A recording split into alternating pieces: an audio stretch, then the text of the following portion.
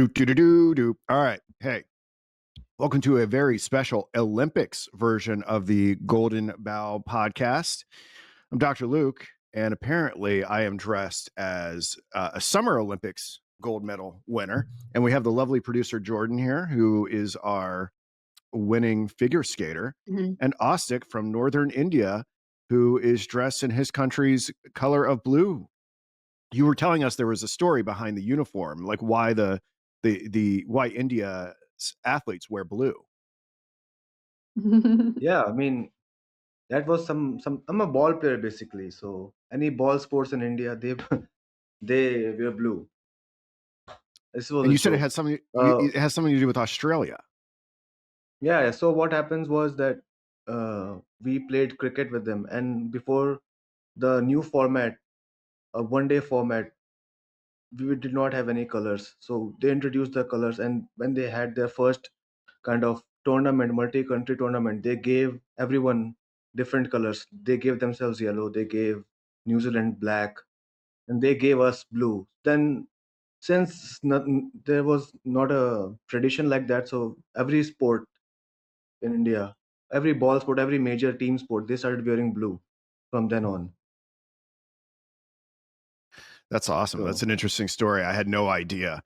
Um, well, let's take that with us as we go into the podcast here. I mean, what we're going to be talking about today are chapters 35 and 36 from the Golden Bough, the abridged version. Specifically, we're going to be looking at Attis as a god of vegetation and human representations of Attis. Now, if you're new here, I say this every week, we weave this together with the events of the 20th century. Specifically, my interests span from the Trinity test up into the modern day moon missions and trying to understand uh, the archetypal psychohistory therein. And this is part of a larger book project that I'm working on. So this is not going to be a completely pure interpretation of the work of Frazer. We make a lot of connections here.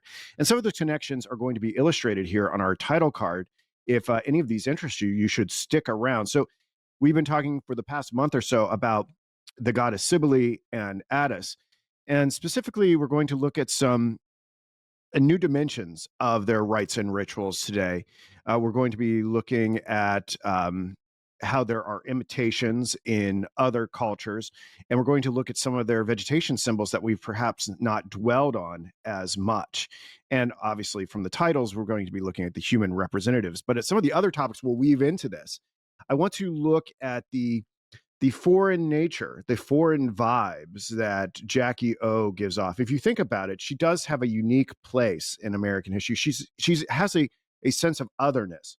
Her marriage to a Greek shipping titan after the presidency of JFK and his assassination, and really her multicultural mastery of different languages. I want to think about that in regards to Cybele and her foreign otherness as she was incorporated into the Roman pantheon. I also want to look at the role of Robert Burns. This has come up through our study of the date synchronicities and Catcher in the Rye and the connections to the Kennedy family and the Trinity test, but there are more connections to this Scottish poet than I think we've covered, and I want to go deeper into the meaning of that.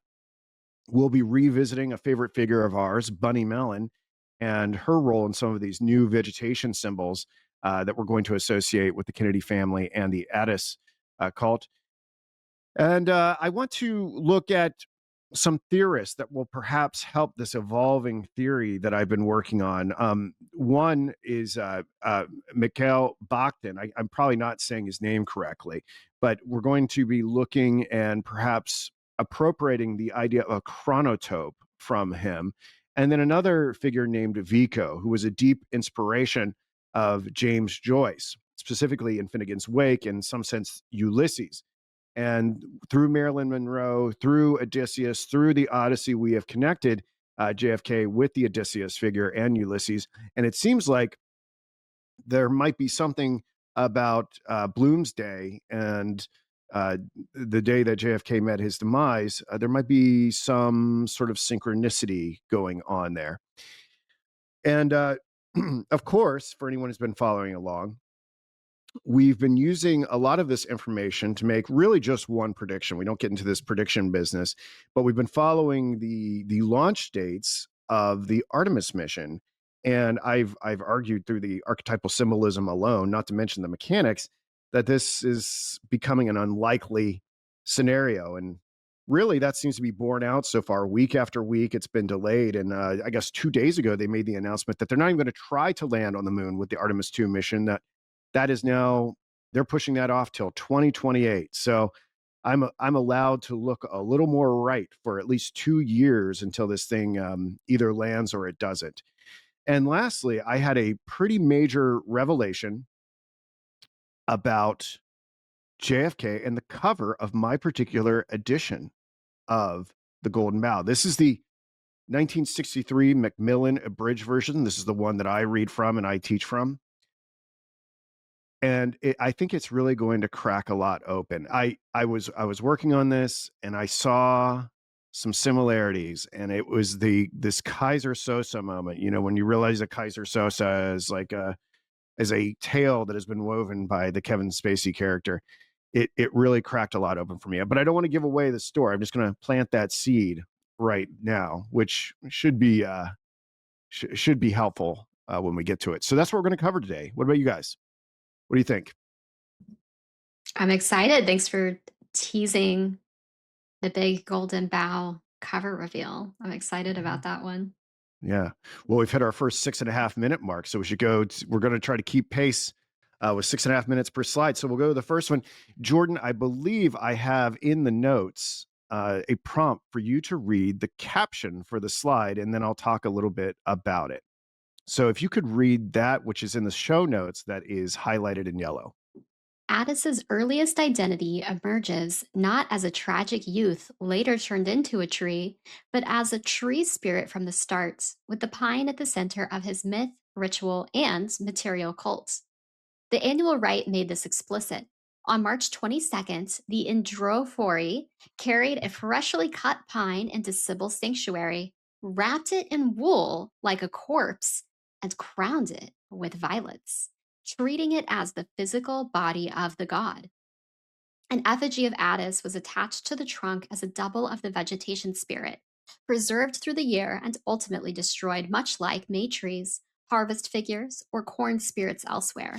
The ritual logic aimed to store vitality through the winter, using the evergreen pine as a living reservoir of life immune to seasonal decay.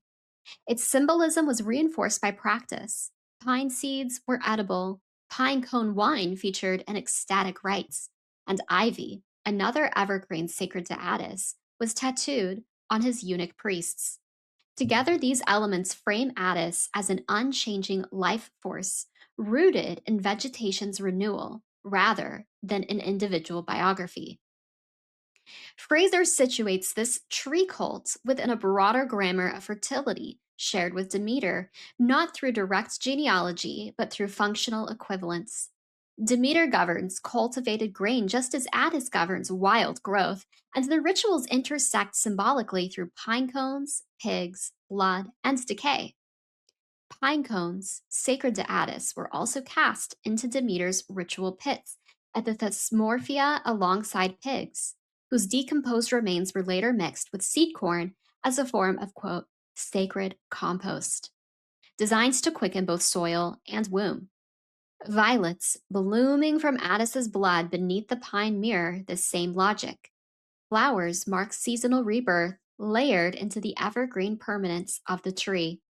While Fraser emphasizes synchronistic development rather than strict historical borrowing, the Roman world allowed these cults to coexist and cross pollinate, producing a shared Mediterranean language of vegetation magic.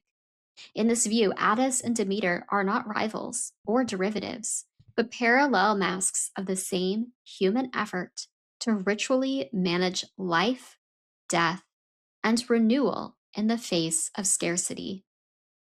Fantastic reading. Thank you very much, Jordan. So some of the things I want to point out there that we're not completely I think the whole digression into Demeter is important. I think we'll get, as we get further along with the Golden Bough, we'll have time to amplify those differences and the similarities between her cult, Attis, and any of the other ones that we're going to study or have studied.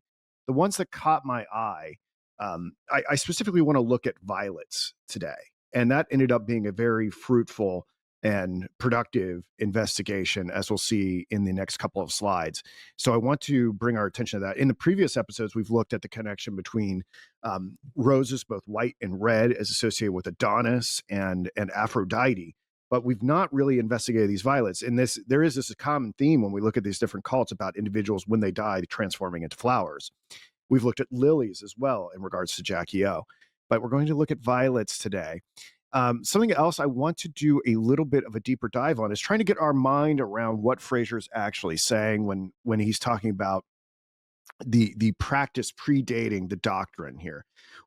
I think there's this temptation to think about these cults arriving out of nowhere all at once, perhaps with a good sense of what they're trying to accomplish all at once. But I think the idea is, for what he's trying to communicate to us, is that really it's just a lot of trial and error. Like, going back to our distinctions between magic, religion, and science, that really they were just throwing things at the wall. And when they felt like something worked, when they, like cutting down the pine tree or draping it in the violets, or priests castrating themselves, or whatever it was, if something didn't work, they jettisoned it. If it did work, they kept with it. And if it matched their experience and they felt like they were bringing about the cycles of nature, because Frazer says they didn't live long enough to know that it was like a built-in feature of the reality. They actually felt that they were doing magic to accelerate it or to decline it.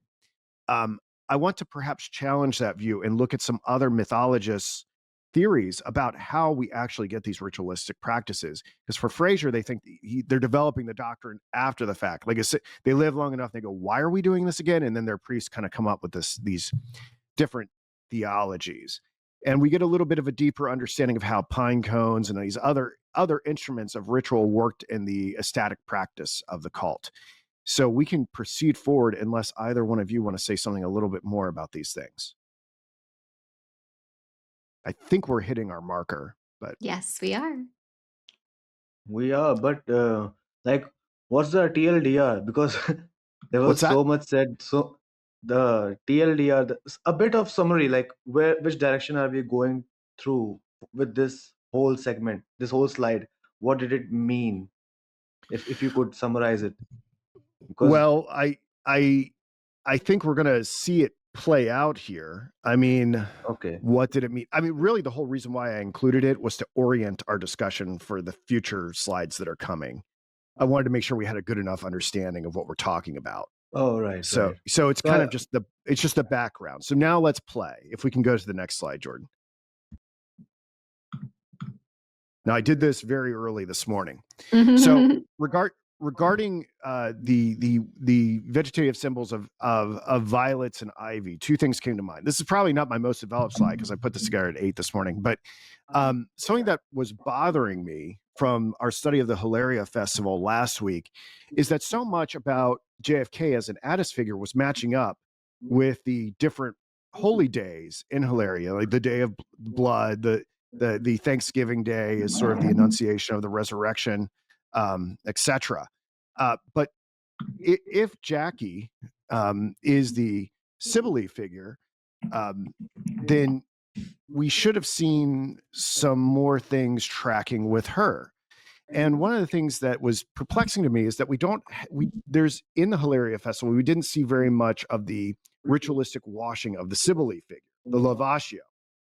And that was bothering to me. And then I started to think about it because I go through so many different images of this family now. Jackie's image was very well guarded during the JFK administration. Everything was very modest, very controlled, et cetera, et cetera. But during her second marriage to Onassis on the island of Scorpios, she was frequently seen bathing. And in fact, it led to a bit of a scandal. I believe that the paparazzi were always trying to catch her in compromising positions, and there was one particular episode in '72 where some nude photographs were actually taken and published in Hustler magazine, and that in some ways seems to track with the washing, the cleansing of the blood from Jackie's dress in the lavatio. And so I thought that was potentially intriguing. Not to mention that JFK is often associated with something known as the Ivy League style. He's a Mm, Harvard man, clearly. Okay. And that was a whole thing that was articulated. Not to mention, in 1966, the School of Public Policy at Harvard was repurposed and renamed the Harvard Kennedy School, right? And I think what this does is it clearly associates him with Ivy symbolism. Not to mention that the individuals that attend the Harvard the Kennedy Harvard School get to be kind of like priests that are associated with JFK. Um, this is and just to kind of put a finer point on it, Jordan, would you mind reading this little passage from the poem by Catalyst on Attis? This is from uh, Attis Catalyst 63. sure. On his curved reed, Maenads ululates, ivy-bearing celebrate in divine ceremony, tossing their heads back from side to side in ecstasy, and her nomad company rush around her in their frenzy. Nor must we be slack to join the leaping dance, but hold nothing back. Pretty cool, huh? So that's all I'll say about that. Uh, at least so we're getting the tie-in with the Ivy, and we're tying up a loose end with the Lavaggio. Is this strong or not? I would like to have had a little bit more time to develop it. What do you all think? Ivy seems pretty pretty something that's in the right direction. You But like that? the Lavasio, yeah, I mean, I think it can be developed further because you're talking about the students that are coming out from that school to be some sort of priests of Kennedy, or like they have some sort of a blessing from Kennedy. So that I like, but yeah, I'm not too sure about the paparazzi thing, but yeah, maybe it could work. I mean, in the cultural imagination that now her image is being dissociated from her bloody origins of Yeah. like I mean, it's quite the contrast, right? When she's wearing these ball gowns and the high fashion, and then like the last one we really see of her is covered in the blood at it during the swearing in of LBJ on Air Force One, and then what's we're hit with in the late '60s, early '70s is she's she's in the water and uh, much more comfortable, let's say. Much more I don't want to say this about her, but like kind of scantily clad by comparison. I mean, it's her home. She Yeah, could. yeah, no, I'm not saying she didn't have the right to do it. I'm just saying Those this. people are barging in and taking photographs I of her, know. not Well, a there's boat. actually the story with the salacious pictures that were taken. Apparently, the marriage with Aristotle was troubled, and I don't haven't done deep research on this, but apparently he's the one that tipped off the paparazzi to the nude photos that were taken, and then one of the paparazzi used this telescopic lens. I don't know what caused it. I'm not some sort of historian in this, but it is quite the contrast, and it feels like Sibylle being cleansed, being washed. I could be wrong. Yeah, maybe. Yeah, so much grudge. Why are you married to her if you have so much grudges against her? I don't Again, know. This started out with an interest in the space program, and it's gotten into these people's personal lives, which I'm not I've become an unwitting expert on a lot of different things I never thought I'd taken an interest in. What do you think, Jordan? The Ivy thing's fascinating. I think there's a lot there, and it's really associated with elitism, at least in America. Yes. Well, that would speak to a priest class, wouldn't it? Correct. Well, sure, you could call it that. You could certainly call that. And at these institutions, these universities, they are learning the crafts of the world we live in. When you think of business school, I went to business school, so I feel like I'm not trying to be unnecessarily rude, but a lot of what I learned in business school was the language, the passcodes, passwords, how to speak in ways that other people in the know also speak it's a very specific thing. I don't know that it's really about skills in a lot of ways. And I'm grossly generalizing here, right? I can certainly find aspects of my education that were super useful, but a lot of it is about being able to present as this in group, this priest class that knows the ritual, that knows how to dress. That's a big part of it too. Well, and this is, I don't know. I did not go to an Ivy League school. Same. Oh, You're definitely right. not. But um, it was interesting as I was poking around this morning, like there were excerpts from like the application letters that like JFK sent in for his college admission. And it was very clear that, uh, uh, again, I need to do much more research, but it was it was kind of obvious that he was, I'm not saying he wasn't talented, but potentially a legacy entry. Right.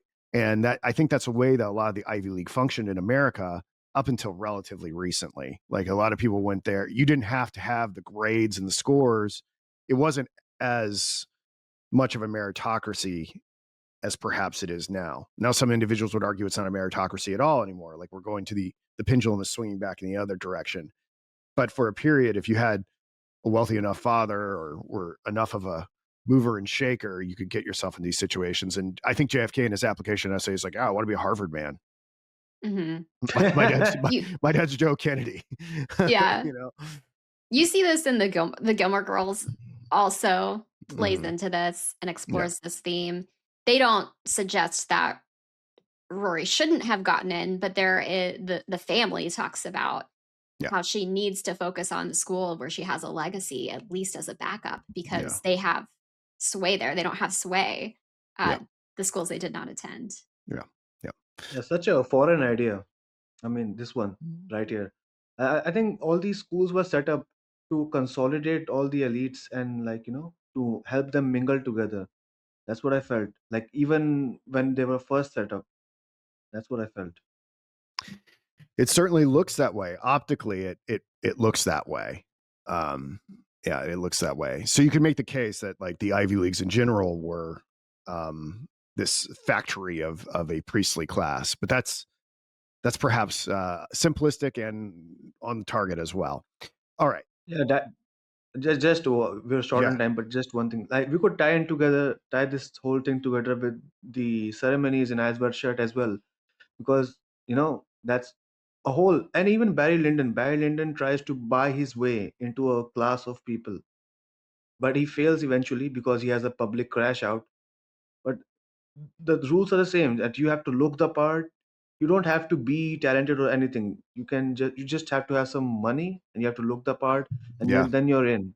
Yeah. And if you're in, it doesn't matter, that you will be protected by the people. It's like the mob or something, that they're made men, the real people. I Yeah. want to be a real boy. Well, that we have a saying in America, it's or we used to, it's not what you know, it's who you know. I'm not sure that really holds anymore, but I'm really sure what you know even matters anymore either. I think it's something new. Okay. Let's look. I want to touch on this point that Frazer is continuously making about how the myth is succeeds or comes after the ritualistic practice. So I mentioned that because it's hard for me to get my mind around like how did these elaborate rituals happen? And he's like, oh, they just sort of naturally evolve. They're just throwing things at the wall. Does this work? Does this work? If it doesn't, we get rid of it.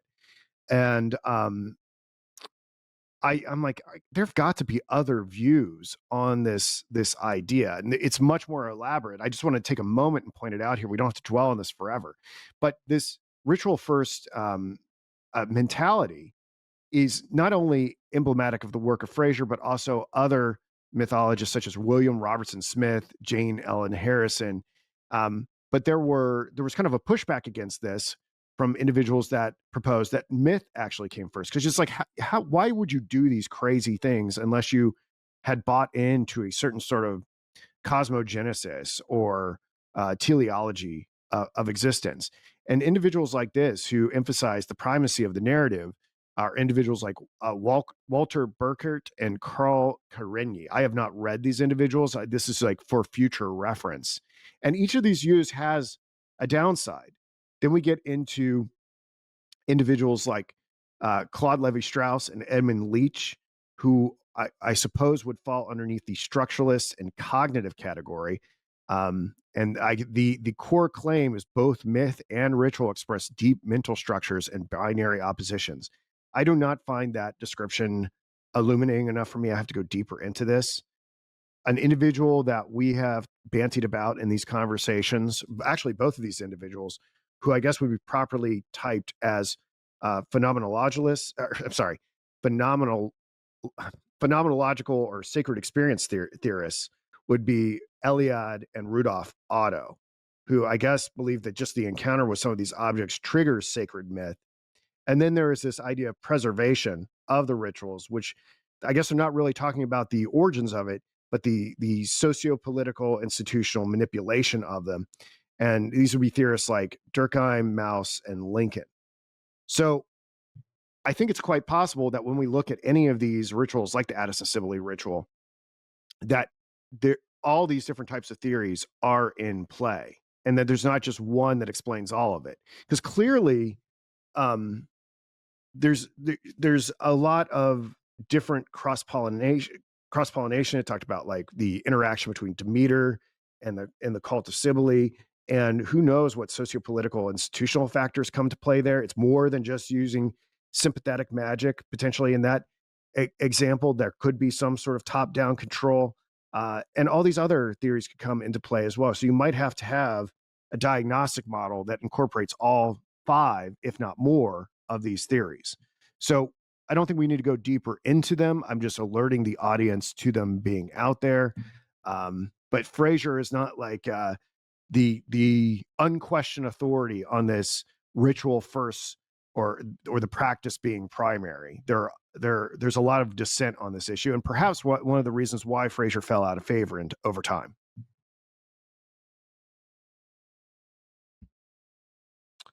Yes, go ahead, Osik. Yeah, I mean, I really like this slide because it's so comprehensive. What I wanted to say was that, uh, yeah, I mean, all these things come first, but since I started looking into these things and the origins of life from Kubrick movies from 2001, basically. So if I think about it, so they don't say anything, but what I gathered from it was that before gaining self consciousness, before gaining some sort of knowledge about your environment, everything around you your rituals are created externally. I mean, the leopard was attacking them. That was a ritual for them. I mean, they know there might come a leopard, so they have this model in their mind. A leopard might attack us or something, and this water hole is precious for us. Those kind of things. But what happened to them was that they spent a night in the dark and they felt so unsafe and they felt so helpless that they had to face a certain fear. That fear is the fear of death. Mm. And if you look into the fear of death, you imagine all sorts of possibilities. And in my imagination, that's where all these religions and all these hopeful things and all these transformative powers come from. The fear of death and your ability to overcome that. So, I mean, I'm going off balance, but what I think is that every time humans have tried to gain control, they gain a control over some limited domain. That, like those monkeys, they gain control over the watering hole. That's how far their civilization transcended, and they set it up there. And suddenly all these encounters with death, all these encounters with the unknown and the uncertain, when we face them, we have to transform ourselves and to overcome our fears, to pioneer ahead and then gain more territory and then establish a new religion over on top of it. That's the new order of that particular land, and then we stratify up and up and up. So it I mean, sounds like that's what I feel about. it sounds like you favor Frazer's interpretation, and I get it to a certain degree, right? Like to translate the 2001 analogy that you're using with the monkeys at the watering hole, you know, the individuals that started doing the Attis worship, it's not like, oh yeah, we believe in this god named Attis who, um, you know, did X, Y, and Z. They just fixed. They're like, everything's dying around us except for the evergreen tree, and there's something sacred or valuables or whatever going on with this tree. So we're going to just that's going to be the thing that we latch on, and we're going to also latch on to ivy because it too is evergreen in nature. It's year round, and you could see how, like you're saying, out of the fear of death, terror in the face of death, that they would latch on to the thing that was most obvious to them, that was good at overcoming that. Um, I think what makes this the engine for all of this is if you believe in the theory of evolution, right? That it goes monkeys and then our biological primogenitors, these transitional states or whatever that did not have access to some sort of higher consciousness and wouldn't be able to the idea that we weren't originally a myth-making species, which is kind of what we see when we look at the history of world religions. It's like supposedly the way that the biological record goes is that humanity's been around for like 120,000 years. And then like, I don't know, like 10,000 years ago, we started having civilization. So then we have this wide gap in between where all these other things can happen. But if we look at like the documentation of history, it's like we just kind of start making myths like immediately. So what do we do with that 110,000 years? It Yeah, I does. mean, Go ahead. you continue, Jordan. I have said what I wanted to say. It does feel perhaps like expressions of different levels of consciousness or different dimensions of experience. And they don't feel, none of these feel like the total answer to me. And I can think of examples too where you have a blend of different people who are interacting with ritual and myth in these different ways, especially when we start to think about cults and some of these groups. Different people within the group are having very different experiences with them. And I don't know. I don't think it's just a blanket, oh, this is the correct paradigm. It does seem like in different situations, it we can explain it differently. I could see a scenario where, like a hybrid scenario that I could see. Let's say they latched onto that evergreen first, and that was like a stable part of the ritual for a long time.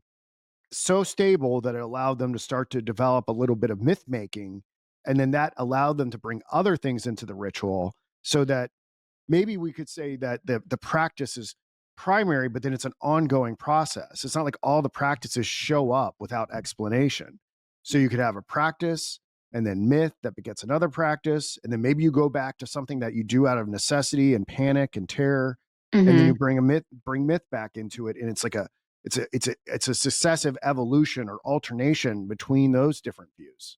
I want to slightly refine something you said because I largely agree, and maybe you do or do not mean it this way, but the rituals don't come from nothing, right? Right. They just don't come from myth.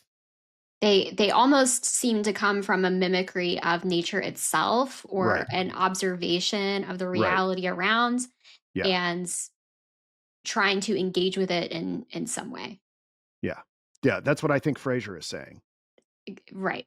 So like the Yeah. tree, the evergreen tree was not a symbol of Attis or a god. It was Attis. And then over time, all of it gets softened and becomes more symbolic. Like the symbols emerge Mhm. as the theology takes place and the myth making takes place. Right. That's why you don't have to like continually kill the priest or the human representative. You can have an effigy that you burn there, because it's all what matters at that point is the symbolic connection to the doctrine, not so much the literal repetition of the thing every year. Right. Right. Yeah, this spills over too, I think, into a lot of the German kind of philosophy of religion and a big attempt to make it make sense through a scientific lens. And I think they are very much in this vein of Fraser of, it ties back to very specific, like real, tangible base elements of of lived experience Mm, being expressed through kind of the mystical. But yeah. um, obviously, I've had what would be called sacred encounters here. I'm personally very interested in Iliad and Otto. But is that because all of these things preceded and gave me the opportunity to do so? I don't know. I'm just Well, that's an interesting question too. These theories of myth evolve as ritualistic practice evolves. And Mhm. what does that mean? Well, we could spiral about this forever. I just wanted I to really know. Oh, one introduce final it. thing I wanna Sure. say is, do you graduate from these?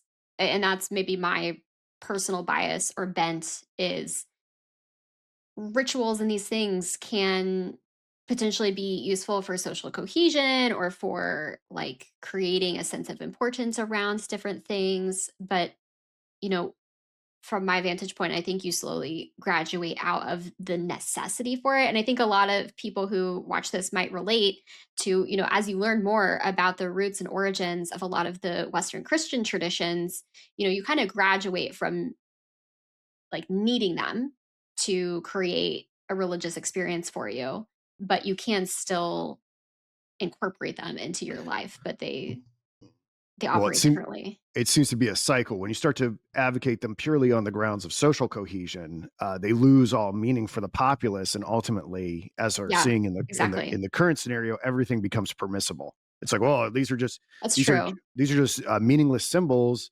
Um, let's do degeneracy, and then of course it's the I think that whole is what you've seen. That's a great yeah point that I wasn't thinking about. yeah it's the whole like meme like weak men wait strong men create good Right. times and good times create weak men and weak men create weak bad times or whatever. Like I think you could track it onto that Symbol, meme. yeah, Yeah, symbols need to be backed with power yeah. and order. That's Well, why, yeah, what kind of otherwise they power? lose Yeah, I don't think the all top kinds of down power power. is enough. It needs to have the psychic. It needs to have A the cultural psychic. power. Yeah. Yeah, Okay. because what we've witnessed is a descent into materialism Yeah. Yeah. with the trappings of the All right. mystical ritual. And then nothing is sacred. Okay. Next slide. Okay. Sorry, don't mean to rush you guys, but it's a lot to cover today. Okay. So now we're talking about violets. I mean, Osik, is it becoming more obvious why I had Jordan read those two paragraphs at the beginning? Are you satisfied so far? Okay. Yeah, Okay. sure. I'm very happy right now. I was Okay. watching the score again and again. My team is winning. Uh, I was very I'm, anxious. We were gonna lose today. I I'm switched off glad the we TV. I'm glad we have you hooked. Okay. So we Uh, mentioned earlier about how violets are put around the evergreen tree during the procession, and that got me thinking about what where might we find violets associated with JFK and Jackie if they are Attis and Sibley figures. And wouldn't you know, at the Eternal Flame site, they have these hewn stones. And in between these hewn stones, and we've already talked about how the evergreens designed by Bunny Mellon are all around the campus of the Eternal Flame site that was formally put there, I believe, in 1967, because there was a prototype. If you can remember, there's Jackie's lighting it on Thanksgiving, 1963, and then they do a more formal one. It didn't look like this. And we're going to talk about that in a minute and how it's really relevant to um, a lot of different things. But you can see in between the stones, Bunny had these little violets that grow up in the grass in between the stones. So the headstones of both Jackie and Jack are surrounded by violets.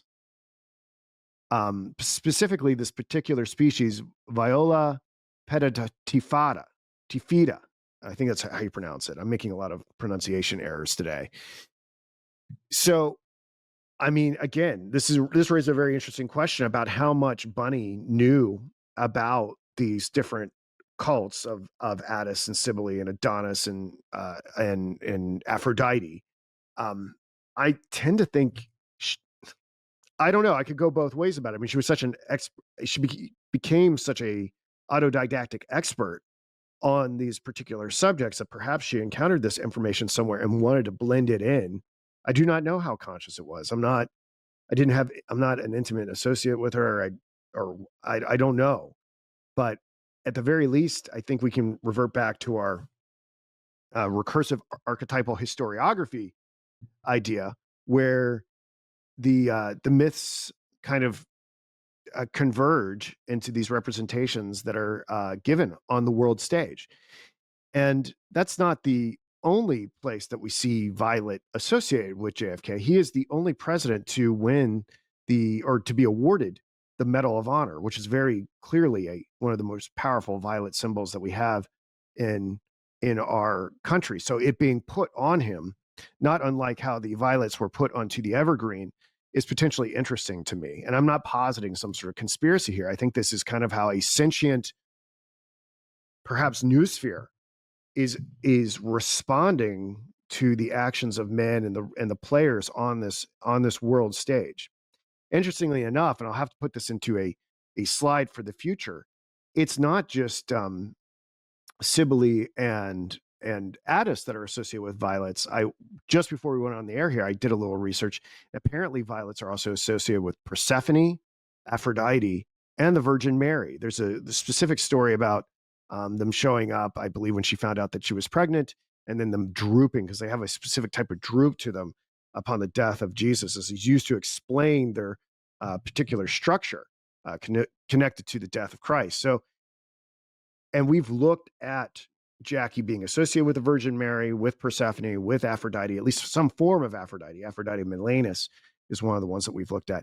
So it is pretty unsurprising that violets would be popping up at their final resting places. What do you think about this, guys?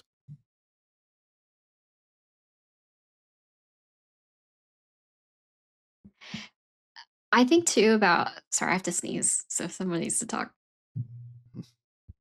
We'll cover I for think you. this whole thing is very pretty. I like the idea of grass growing from between the stones. It's a great So detail, I isn't it? really like this one. Yeah, I mean, it looks like a whole map of sorts that this gonna connect you. It's like it's connected to some sort of a grid, Oh, and in now the I'm gonna center of have the to grid is this. now I'm gonna have to No, no, scrutinize how no, every stone is laid at this memorial. no. I just like this in real life as well. Yeah, that's a very good detail. That's a very what do you say? Serendipitous detail.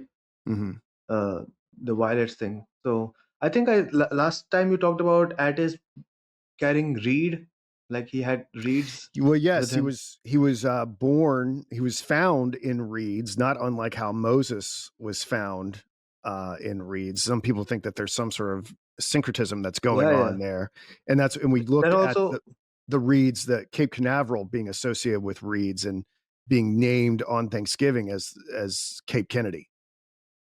yeah.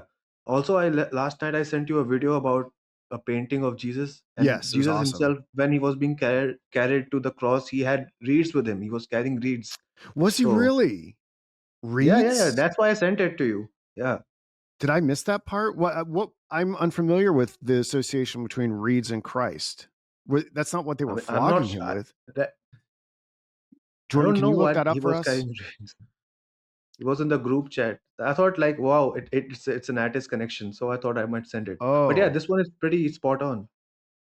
The yeah, this and it's gonna violet one. keep giving with the next one. I'll give. I think Jordan also wanted to say something before she sneezed. Do you want to say something?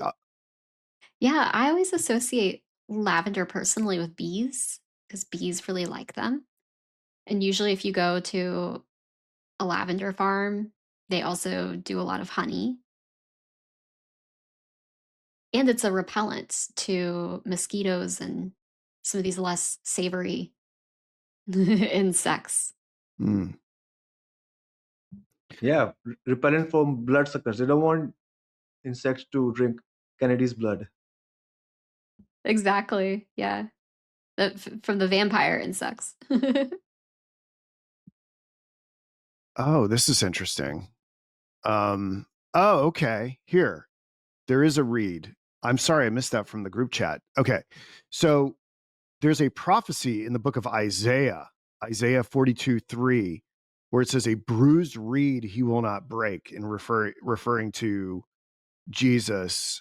And I think this is a reference to his body being broken or not being contaminated by sin. But the one that I think Osik is pointing to is that in Matthew 27:29, it seems like Jesus was given reeds as a mock scepter, and that would bring this closer to Attis, especially since we looked at a statue that, and I should say there's debate. I have it in one of the slides that's coming here.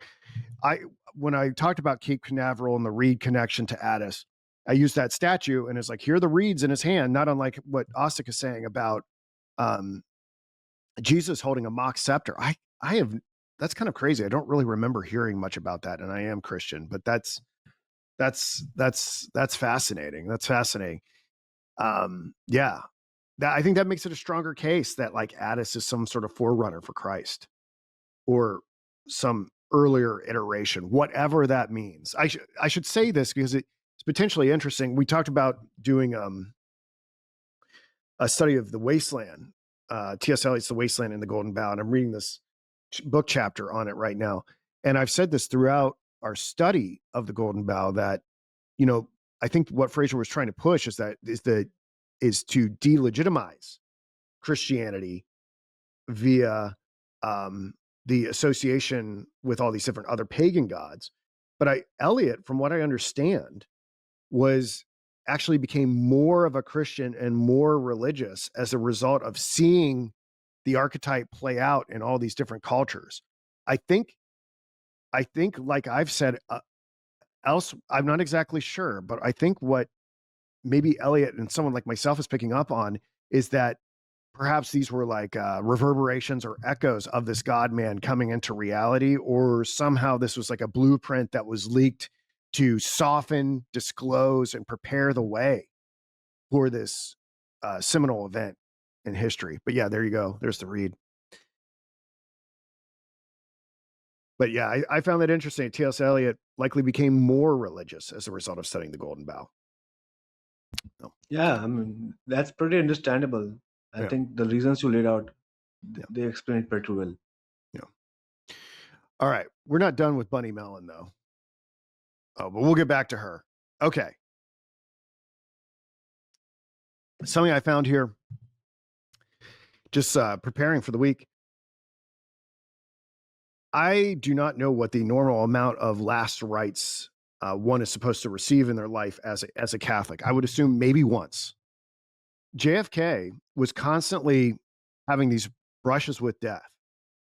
There are different accounts of how many times he received the last rites, but let's just say with 5. I believe he had some sort of fever when he was 2 years old, and then when he was in the military, and then his back problems, and then ultimately I think he was given the last rites the 5th time. I don't even know if you're allowed to give the last rites when someone has already died. I think that's something else, but he was given them anyway when he got to the hospital in Dallas. And I thought this was interesting because at the very beginning of his life, he gets the last rites and then he comes back. He gets the last rites and he comes back. In a way, that is foreshadowing JFK as this dying and rising God figure. I think this is a highly unusual scenario where someone receives the last rites multiple times. It's like, I'm dead. No, I'm not. I'm dead. No, I'm not. Like, that's what Christ and Attis and Adonis are. They go into the underworld and they come back. Like, it's almost like it's queuing that up. Also, it kind of, because he got the last rites so many times, it kind of frames things from a ritualistic practice study, like as if we're looking at the different ritualistic practices of Attis with the anointing of the trees and the decking it out and stuff like that. And I think this kind of establishes that even at 2 years old, there were signs that this man might be a sacred figure. Okay. Thoughts? Yeah, it's compelling to me.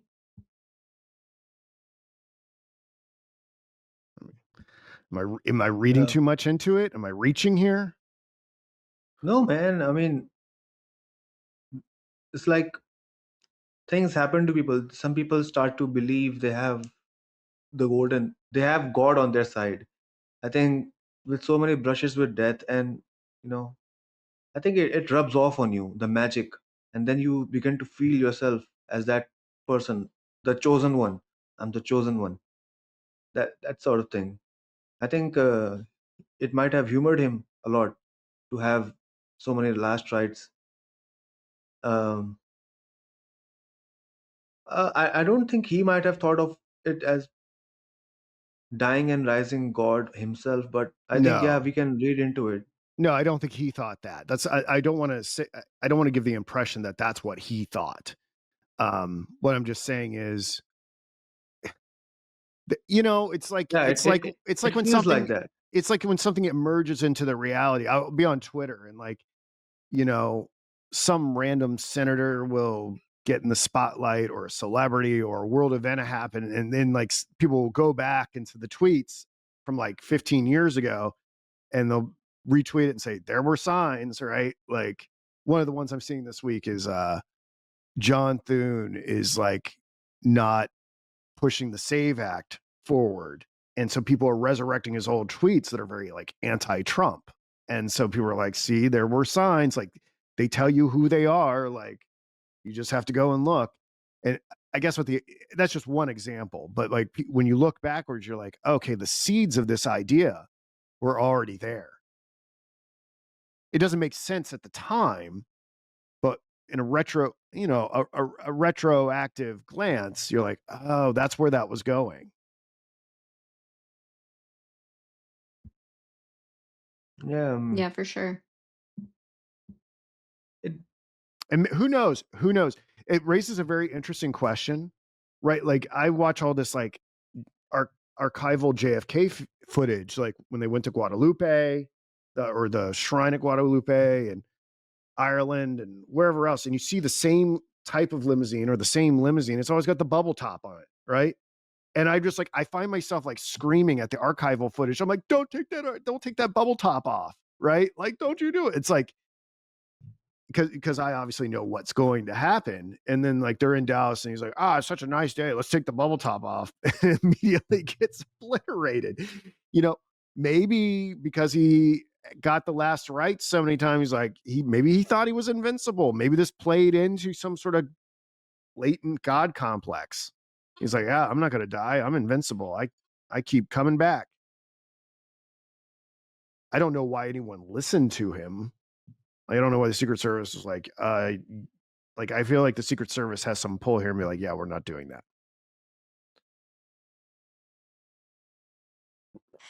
Well. Yeah. I'm not gonna. Yeah, I hear you.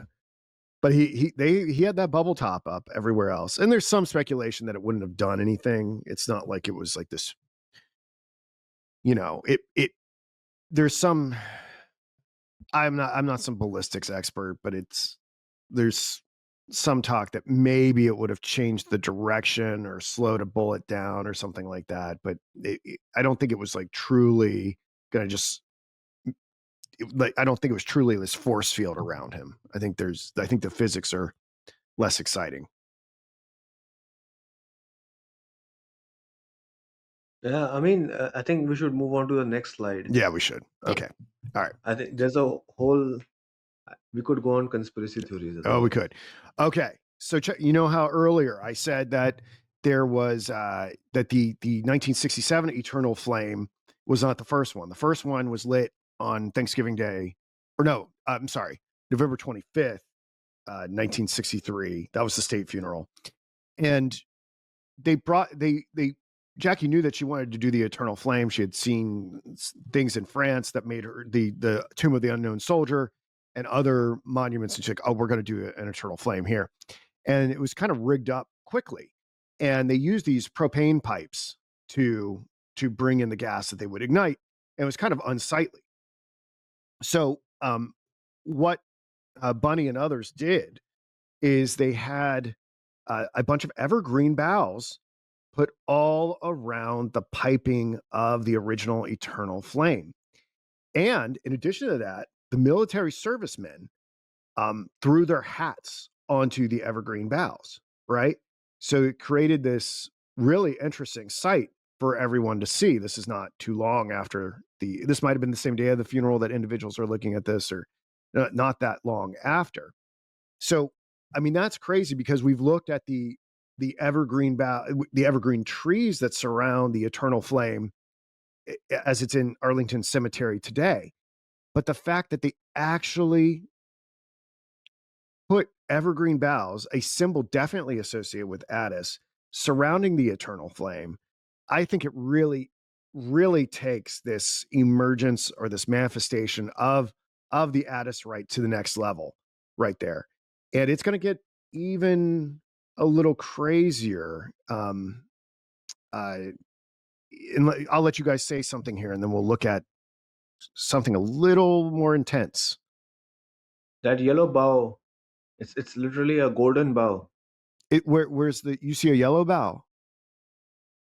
I mean the flowers, yellow flowers. The yellow flower. Is That that a is, bough?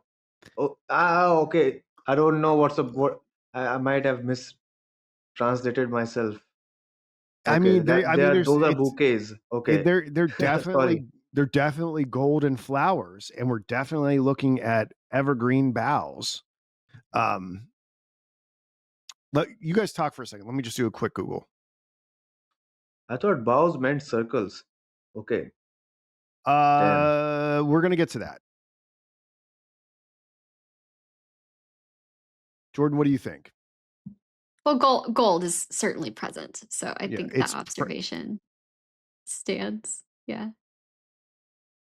Well, yeah. So Frazer says that the bough that Aeneas plucked at the entrance to the underworld before going into it was mistletoe, but it also could have been sacred oak or a cypress. There's some debate about this. Yeah. So that's the golden bough was likely. I mean, he's going to make the case that it was mistletoe. So I got to look a little deeper into that. But regardless, for our symbolism on Attis as a vegetation god, I mean, that's really strong. I mean, you could have covered up the flame with you could have covered up the piping with anything.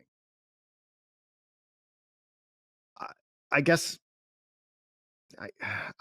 or maybe not. Maybe evergreen boughs were the only choice available.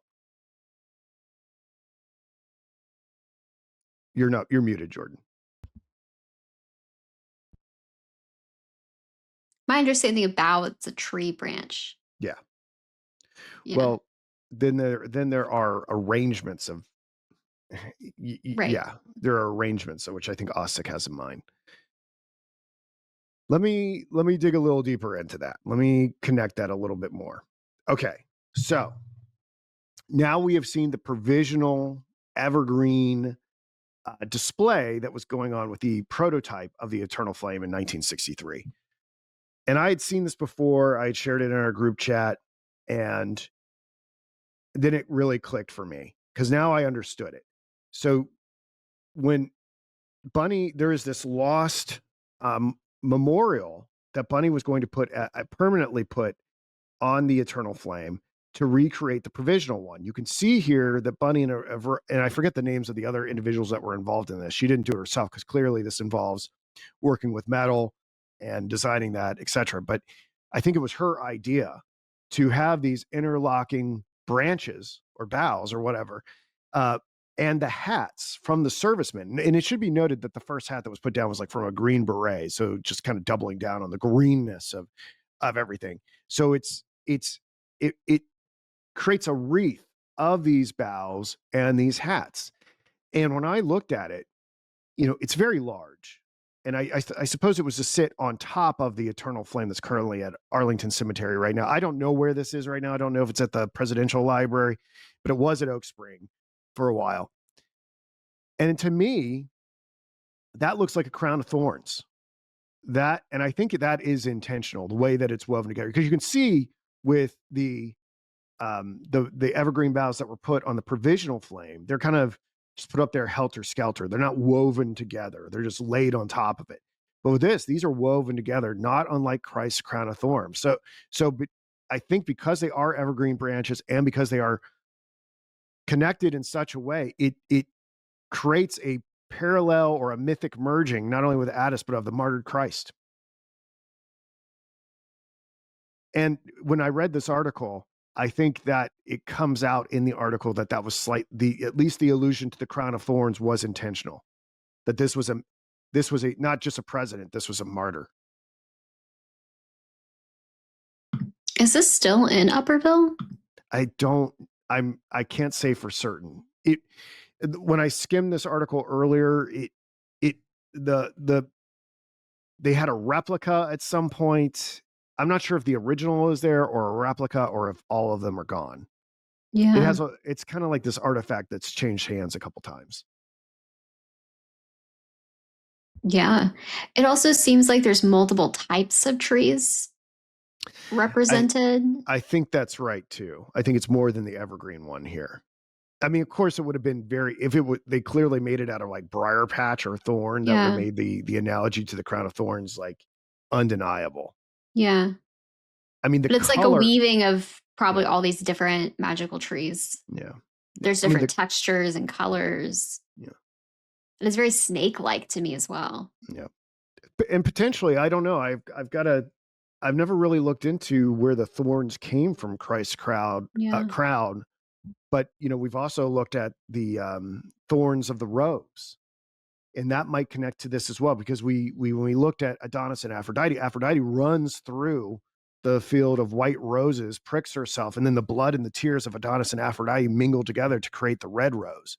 And so I wonder if the thorns themselves could be connected back to the story of Adonis and Aphrodite, that these might be thorns, an allusion to the thorns of the rose. That seems reasonable to me. Just the fact that you would have these trees, like, I mean, it seems kind of foreign to me to have these trees to be representative of someone's death, or to a memorial to be made out of tree branches. So that's pretty interesting.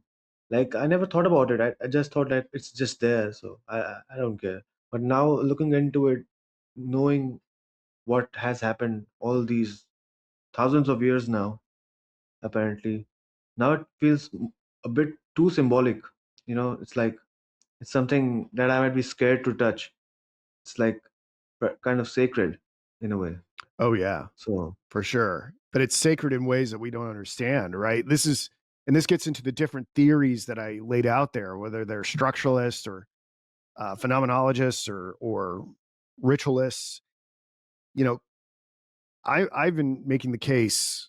We touch on these different conspiracy topics, but I'm really trying to transcend them by positing that like there is a type of psychic consciousness that is the precedent and foundation of all reality, and that these things are deposits of that through individuals. So they might be able to tap into it to some degree. There might be some individuals have like puzzle pieces or pieces of the plot. Like we look at Kubrick. Kubrick might have understood some aspects of this. I mean, he's the whole reason we got into reading The Golden Bough, because he's like, hey, this is your life. Oh boy, is it, right? In ways that I think we're understanding that we didn't understand before. That in a way, these are they're not breadcrumbs from Bunny Mellon or Kubrick necessarily. They're breadcrumbs from the source of all consciousness and reality itself. They're proofs of God in some ways, if you ask me. that's a beautiful way to put it. That people get a few puzzle pieces from the source, and then they're able to manifest it in the reality. That's a wonderful way. Mm. What else did this article say? Like, it says it has solved the mystery. So what mystery did it solve? I have to remember. I read this like a week ago, but I think what happened, there was someone who's keeping the grounds up at Oak Hill, and they came across these stones, and they couldn't figure out what was happening there. And there was I think there was like a mark, like the imprint of this memorial was there, and then they had to track that down. And then it becomes very Indiana Jones about like where Okay, it okay. was stored, and the history, who Right, right, made right. it. We we can go deeper into it about who did the metallurgy and all of that, but I think it's just really telling the origin story of it. It's kind of more interesting to me. It's like, why didn't it end up there too? Yeah, all this effort went into it, and then it didn't get put there. So yeah. Okay, next slide. Forget what's next. All right, Jordan, I'm going to have you read Yes, again. Can I'm you read? ready. Are you ready to read the show Yeah. notes to Uh-huh. prepare this next part? Of course.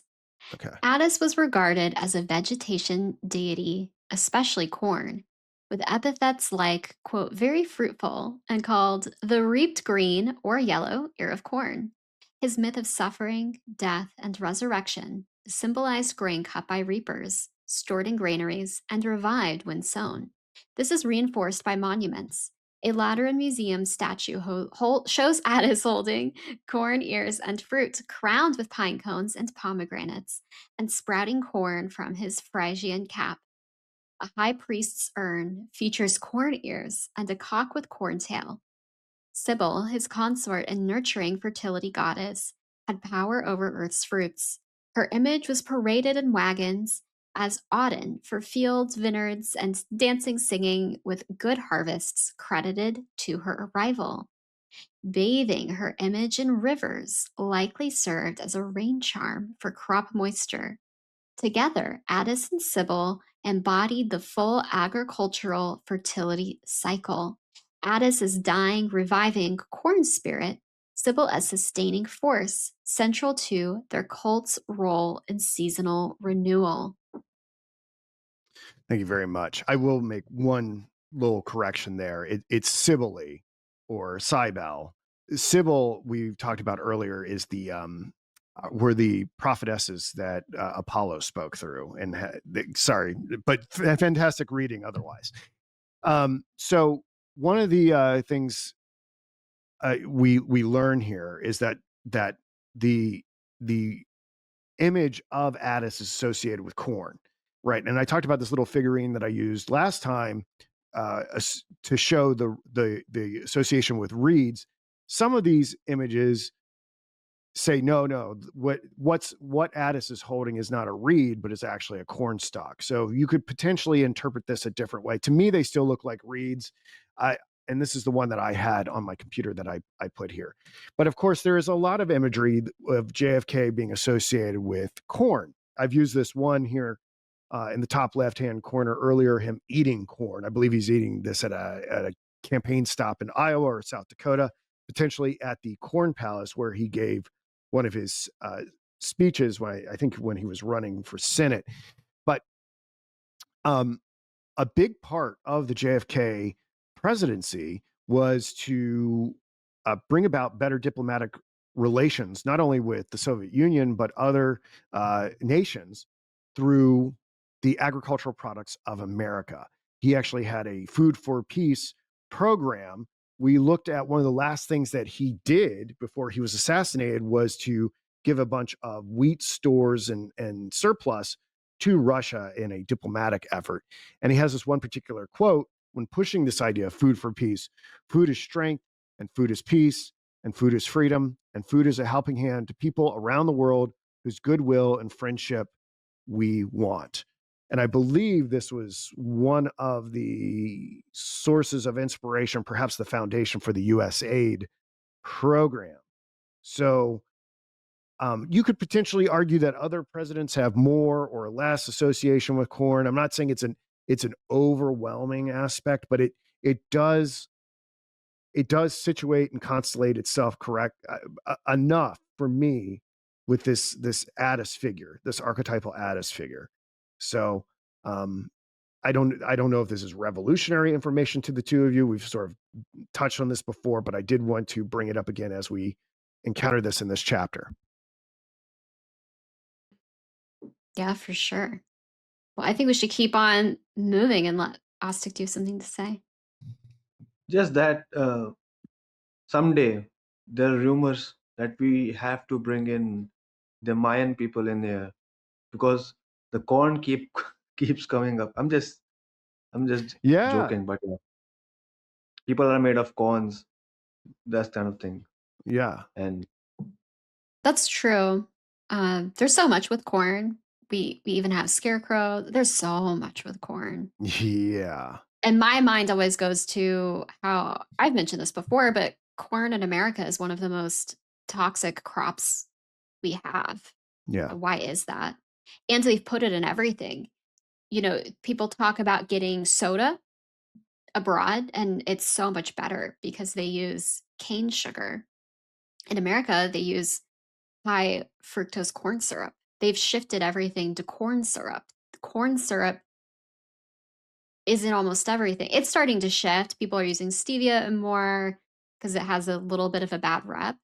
But for holidays with my grandma, I'd always make pecan pie, and 50% of it is just Karo syrup, which is corn syrup. Yeah.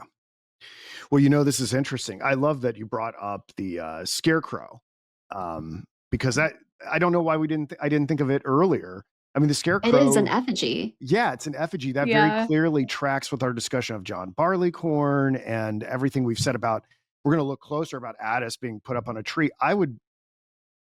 Is it more interesting or less interesting that this perhaps arose out of necessity to drive crows away, which have their own symbolic attachment, right? I mean, I believe the crow is associated with Odin and perhaps Apollo. I have to go back and check, but that emerged as a technology for the crops, but also could potentially be traced back to Attis worship. Yeah, For sure. yeah. Yeah. The other thing that you mentioned that touches on something that we've talked about earlier is the rewriting of the JFK legacy by the Trump presidency, and you brought up the the move to get the glyphosate out of the U.S. food supply and out of the crops. And I don't know for certain, but I imagine that there's some connection. I don't think it was intentional. I don't think JFK was. I'm just saying it probably set some things in motion where the glyphosate got into these crops in the first place. And if RFK and Trump are trying to repeal it, we might want to put this in the bucket of yet another thing, another rewrite of the JFK legacy. We've talked about the renaming of the Kennedy Center. We talked about the repainting of Air Force One, which is painted in the Kennedy blue, and Trump wants to do it in like these colors on my headband here. Mhm. What were some of the other rewrites that we looked at? You guys recall? Well, I mean, the The Kennedy rose Center's the big one. the The rose Rose gar Garden, that's the the big rose one. garden, paving the rose garden. I mean, there's like 5 or 6 of these. Oh, Yeah. the Artemis mission, like Right. it's with this Artemis mission. It's funny because I watch all these different science influencers, and they're kind of freaking out. Like I watched this girl. I think I sent it in the group chat. She's like, this is terrible optics, like pushing back the Artemis mission. She's like, do you know how many people don't believe that Apollo happened? Do you know how many flat earthers there are out there? Like she's like kind of pissed at Trump. She's like, this is giving their views legitimacy the more like we make these delays and stumble our way. And Hmm. it's like people are kind of nervous that this is going to undo the Kennedy legacy in that respect. I'm not persuaded on the glyphosate angle, but it's something I'll think about more. I think that might be Yeah, it needs separate. that idea needs more development, but it E could potentially go in that bucket. I think in a more maybe if you zoom out, glyphosate really didn't spike during No, Kennedy's well, period. yeah, I don't. That's not really the point I'm making. But Yeah, yeah, the yeah. industrialization of the farming, that's kind of Sure. Well, a lot of that happens after the world wars. We yeah, yeah, repurposed yeah, chemicals and production lines, and we repurposed all of those things. And instead of weapons internationally, they became weapons domestically. yeah. Well, we'll just bracket it for future research. Are you guys ready to talk about Jackie and Sibylle again? Yeah, Okay. And Jordan, I'm going to have you do a little bit more reading, if you don't mind. Would you mind reading that quote in the top left-hand corner of the slide? sure. Jupiter is begged by Acestus that Attis may be restored to life. He does not permit it. What, however, fate allowed, he readily granted that his body should not decay, that his hairs should always grow, that the least of his fingers should live, and should be kept ever in motion, content with which favors, it is said, that Acestus consecrated the body in Pessinus and honored it with yearly rites and priestly services. It's from Arnobius of Sicca in his work Adversus Nationes Against the Pagans, Book 5, Section 7. Thank you, Jordan. And some of the names there were altered a little bit. We looked at how Cybele was originally a different, I believe her name was, we looked at it as Agdastis or whatever, but here he's calling her Acdestis. But in terms of the generation of Attis and who she ultimately became. But the point remains that one of the features of Cybele was to preserve the image, or in one telling of it is the idea of preserving his body and his hair long after he died, right? And that's interesting given how much devotion Jackie had in preserving the memory of JFK after he passed away. I mean, it was like a matter of weeks after he died that she had the life interview with T.H. White, who is a different T.H. White than the one who wrote the King Arthur story, Camelot. But she then, in that interview, compares the Kennedy administration to Camelot. So she, from the jump, and not to mention how she's trying to do with the funeral, like within hours, she plans the funeral to mirror Lincoln's, and then the work on the presidential library with I.M. Pei, which we'll look at here in a minute, and all the work that she did to preserve his legacy, I think in some ways is very Sibyllian. But I mentioned this at the during the title card. Cybele, if you'll recall, is a foreign goddess.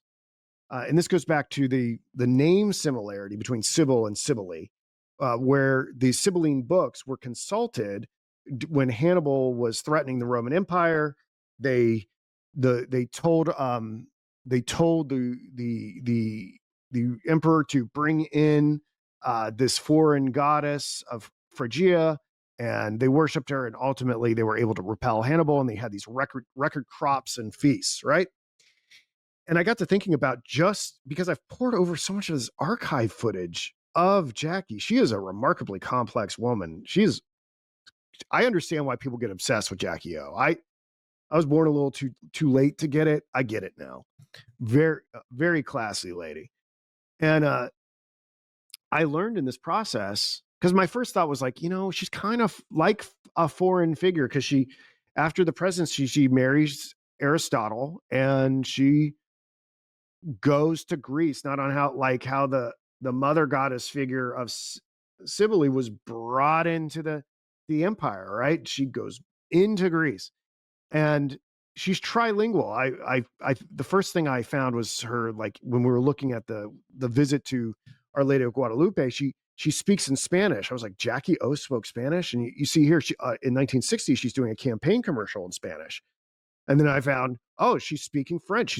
She's perfectly, she gives an interview in French when they were in Paris. And I was like, how many languages does this woman speak? She also spoke Italian. Here she is on Columbus Day. Maybe, I'm not sure what year, but she's speaking in Italian that day. So she's at least trilingual. I imagine she's picked up some Greek. The point is that unlike a lot of first ladies, there's a foreign otherness to her, not unlike how Cybele was a foreign goddess. Reach, stretch, thoughts? Go ahead, Ostick. I just love the fact that she did this interview with T.H. White, knowing that there's an author out there with the same name, and she's gonna name drop Camelot. I mean, she's doing her own little Kubrick movie of her own. I'm gonna, It seems do this, like it. and It seems like it. yeah, I think Kubrick would have picked up on it. He was like, "Oh, T.H. White, what? She's so clever." I think he would have been impressed. Just from that alone. This is a conscious building of mythology. I think that's what I We lost get Ostick from for a minute. her interview. We lost me. Hello? You're back. Yeah. Okay. All right. Yeah. Yeah. I We, said that there's yeah. a conscious building of mythology. I really appreciate that. Like, she's breaking the fourth wall and making to the people in the know. that who might be a little aware of what's going on. Not that, not nothing nefarious, just that she's conscious of it. It's very inspiring. Yeah, I mean, knowing what we know now with the Golden Bough, I mean, we could do the same thing. Mm, sure. I Yeah. mean, not that anyone cares, but Yeah. you know, it if you wanted to make a career and encourage like endless intrigue in whatever you're doing as like a filmmaker, artist. I mean, as we've seen with Bunny Mellon as a um what's the horticulturist? Is that what her proper title? Uh, it doesn't really matter what you're doing, but you can encourage like lifelong or legacy intrigue by seeding it with these ideas. And I wonder what the point is, or maybe people have different motivations every time they do this. They go, haha, like I have esoteric knowledge. Yeah, I don't Yeah, know. these people. I don't know. Yeah, I really like that. I mean, just an aside from myself, because when I was younger, I used to study filmmaking. I'm young now, but like I 2 years was ago, gonna I was. say when I was So I younger used to study. yesterday. Oh yeah, but just that I used to think about form and content, and I used to say that, oh, form is more important than content. Now, like a few days ago, because I ruminate on Kubrick a lot and ruminate on movies, and since now I've read this book, like with you guys, now I've realized that you are making the form complex to facilitate more and more content into your work. It's like it's not that content is taking a back seat, because I used to think that Kubrick movies, they're kind of meaningless. The content does not matter, only the form matters. But now I've realized that the content, he wanted to put so much content in it, so he modified the form accordingly Yeah, of his movies, just so he could fit all of that, just so he could make these tenuous connections, so someone might pick up and they would be true. You know what I mean? So I really like, it's like an artistic maturity in your mind. So so I've now started focusing more on the bulk of knowledge around, yeah. That's not a just great point. ignoring it to. Yeah. It's a great point about how form can actually bring more content into the work. That's I mean, and we've seen that too, like even just in the way that reality works itself with this mythic technological convergence is that you can just have negative space and then it seems like the archetypes step into it. Yeah, you talked about that Robert Johnson Philip memorial, Johnson. Philip Johnson. Philip Johnson memorial. Yeah. So again, they have to strike a balance, that there's at least some breadcrumb for someone to make the connections, and when they do, they can complete the picture, and then something even more beautiful emerges, and it all comes from one's mind. Yeah. And it's like, I think Kubrick said the same thing. You have to make your art such that the viewer themselves is able to make that connection, and that connection, it stays with them forever. Yeah. No one can take that away from them. It's so personal. And I think artists could learn from, like Jackie O here, like what she's doing. She's creating a whole little mythological universe with that interview. I really appreciated that. Yeah. Jordan, you were going to say something. Oh, we're leaning into that a little bit here as we Yeah. have brought in dress up themes, Yeah. which are not necessarily part of the substance of what we're doing, but it's just adding a dimension. Well, yeah, I mean, I wish I could say I thought about it deeply and allowed an archetype to step in, but maybe it will anyway. I mean, look, the Olympics are Greek, so perhaps they're connecting in ways that I haven't thought about right now. Okay. Uh, next slide. What is the next slide here? Okay. I might have you read some more, Jordan. Would you mind reading that paragraph for us in the show notes? Not the one on the screen, but the one in the notes. Yeah. Inscriptions of Pessinus in Rome indicate that the high priest of, please remind me, Sibylle? Cybele, Regularly assumed the name Attis, effectively impersonating the deity during his annual festival. This ritual reached its climax on the Day of Blood, where the priests drew blood from his own arms to mimic the god's legendary self mutilation and death beneath the pine tree. This living representation often coexisted with an effigy of Attis, according to Frazer. This dualism reflects a common ritual evolution where a divine being is first embodied by a human and then by a symbolic image intended for destruction. Ultimately, this progression suggests that the priest's bloodletting served as a civilized substitute for earlier literal human sacrifices, preserving the ritual's essence of spiritual renewal while reducing its physical cost. Yeah, I think we've talked about this idea because it's like I can't remember what episode we talked about this. Like, why are they making the transition to symbols that are removed from the original act? You know, why get away from human sacrifice and things like that? And it's ultimately a very destabilizing, right? You can't really have a functioning society if like you're constantly creating enemies. Did you lose me there? We still here? I heard you fine, yeah. Okay, all right. So in some ways, you can see the pragmatic concerns intervening in such a way that we get these effigies that are put on the tree rather than having individuals strung up and put on them. And this raises a very interesting question about what even is an effigy. You know, when we think about these more savage and primitive people, you think about, you know, the likeness made in wood or clay or whatever they were using to create these effigies for a variety of different purposes. But when we talk about the 20th century and the 21st century, and we start talking about images and likenesses, I think we have to ask ourselves, are images themselves effigies, right? Can media fabricate and make images? Every time we watch JFK do his drive through Dallas in the caravan that did the presidential entourage, are we watching effigies? And what that might mean? It creates this kind of like Baudrillarian hyper reality. And because these things are replayed every November 22nd, you turn on CNN, today marks the 56th anniversary or whatever of the Kennedy assassination. It does sort of create the sense that that the ritual is happening potentially all over again. And it kind of becomes like a liturgical holiday.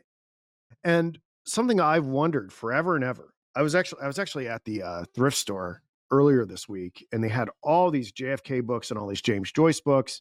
And I was like, okay, this is clearly a sign from uh, the Unus Mundus, God, the universe, whatever you want to say, that I need to look deeper into this. And actually, towards the end of this presentation, I have some stuff on Joyce and JFK. I've hopefully responded correctly to it. When I was checking out, the guy at the cashier, the guy at the cash register said to me, he's like, "Oh, JFK, R.I.P. The CIA killed him."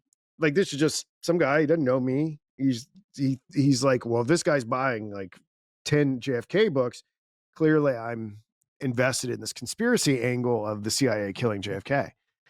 And I and I said back to him, I was like, that's just an image, man. That's just a film. Like, you weren't there. I wasn't there. How do you know any of that happened? You know? And he's like, oh, and I said, and I said to him, I said, you're allowed to have all sorts of conspiracy theories about who killed JFK. You can say Oswald or Castro or the Illuminati or the FBI or George Bush, or you can say pretty much you could say I did it. Everyone's allowed to have a conspiracy theory about this. You know, you're not allowed to have other conspiracy theories, but you're allowed, that's like a state sanctioned one. And I wonder if one of the reasons why you're allowed to have your own personal who killed JFK conspiracy theory, that movies get made about this and documentaries and like it's put on like Fox News and stuff like that, is because they want you to be constantly thinking about it and engaging in the material and recreating it. It might be a conspiracy theory that is pushed on us so that the ritual repeats.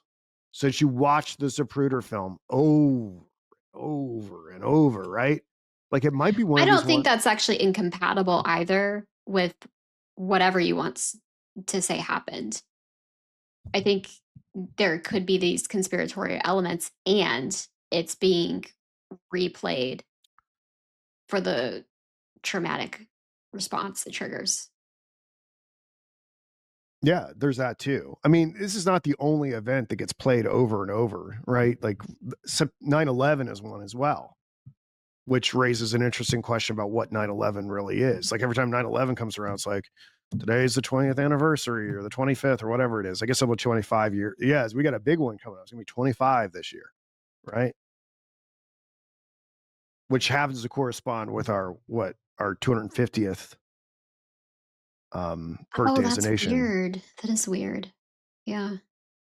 No. Yeah, I think this gets into interesting questions about cycles of ritual and in time, which we'll look at with Vico had this idea of thunderclaps of cycles. And, we look at this stuff, it's like, how do I know where to begin or end? But we'll get to that in a minute. So, Ostic, what do you want to say about media and effigies? I think I agree with you and Jordan as well. But like, I really found that story very funny. You That like that story? you can, yeah, you confronted that guy. I mean, he would have been taken so off guard. Like, what He is this was, guy he was, even talking about? he was kind of spooked when I said, well, I was like, dude, it's just images. How do you know it's real? Yeah, it's like, He's like, oh, you can't say that. But but he felt comfortable enough to say to me, R.I.P. CIA killed him. I was like, see, and it's like, see how you feel comfortable saying that to a stranger? You don't feel comfortable hearing what I'm going to tell you. wow, man. Yeah, that would have been a very funny interaction. It It's was like, kind of humorous. yeah, I And it mean, you said everything about it, just yourself. I don't think I have anything to add about it. It's just the idea about, because this image itself is a 20th century invention. It's like that so it's like earlier you used to have very local images. You have these events that were situated very locally, and maybe some cultural event, again, like the whole nations are built by rumors. Someone in another town is hearing, oh, Washington is coming, he has his army. That's how myth builds. But now, since you have actual image, that transference of, you know attaching meaning to events is stronger. What I feel, it's Yeah. like, there used to be a technology of rumors, radio messengers, and maybe newspapers or sermons. But now there's this other technology that emerged in the 20th century, that we could then pivot towards McLuhan, that he's talking about a Yeah. global village. Now there's things like that, like our interaction with the world has changed. So yeah, that the thing you're talking about could pivot into that. I think that's what I wanted to say. Other things that you've already covered, you and Jordan. Something occurred to me when you were speaking and thinking about these anniversaries when they happen is that, you know, they all, when you like turn on the news, they kind of make like a 2-minute segment. They show the drive through Dallas. Maybe they'll show like an aspect of maybe they'll show the first shot, then they'll show the funeral, they'll show JFK Jr. saluting his father, and it all gets compressed. I think this is an idea. It's not just one image, right? These are like thousands of images. It's not just one picture. It's thousands of pictures compressed in like 90 seconds, right? And so what is an effigy? Is it one photograph in media, or like when that all hits the mind in 90 seconds, it's the whole narrative. And I could see someone arguing like, "Oh, Luke, you're cherry picking. You're picking the evergreen boughs at the eternal flame, and you're picking the violets, and you're picking the Jackie it's swimming and Scorpios, and you're picking the roses. You all these, but when they get compressed like that, they're all there and being presented to our consciousness in one accreted totem or effigy, it seems. Yeah, that's a wonderful way to put it. It's like a ready-made object that you do not have to think about. You can just, your mind can just insert itself into it and then explore it, and then grab onto it. It's like it lodges into your mind in some way, And then and if we do have it's these ancient, designed in such a way. if we have these archetypes and these ancient structures that are like just part of the mind, whatever that means, like what are they when we just passively take that in, what is then being unleashed or tapped into? It's like, I just don't think media is what we think it is. Yeah, Oh, yeah. well, Yeah. absolutely. That's certainly true. Yeah. All right. Well, we've got 40 minutes to do 10 slides. So Okay. Would you mind let's taking a short break? sure. Or I can step back and come back. Well, we can let's take 5, but let's Okay. yeah. Okay.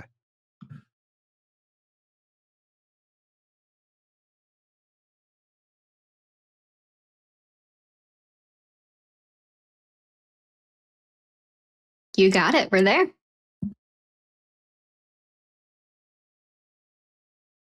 This was interesting. I didn't have a chance to go over this morning, but the long and the short of it here is that there was this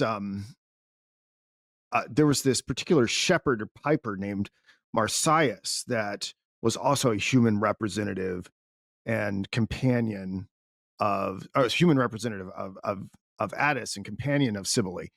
And it was kind of interesting. I had a chance to um, look up the story for this a little bit. Apparently, he was very confident and a very competent flute player, and got into this like a battle with Apollo over who was the better musician. Apollo played the lute, and ultimately he lost, and Apollo like strings him up and flays him against this pine tree.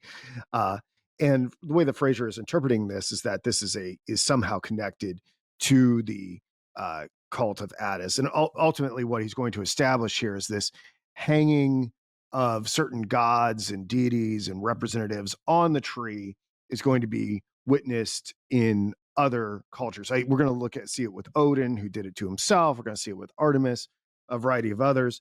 And I guess the point he's trying to make here is that similar circumstances lead to similar results wherever these cults are. That ultimately that somehow we get the effigy on the tree because in the distant past there were these individuals that were hung on the tree themselves to potentially imitate or recreate the magical imitation of the gods that were put there in the first place. So we'll see that with other individuals. I had an opportunity. I said in the group chat.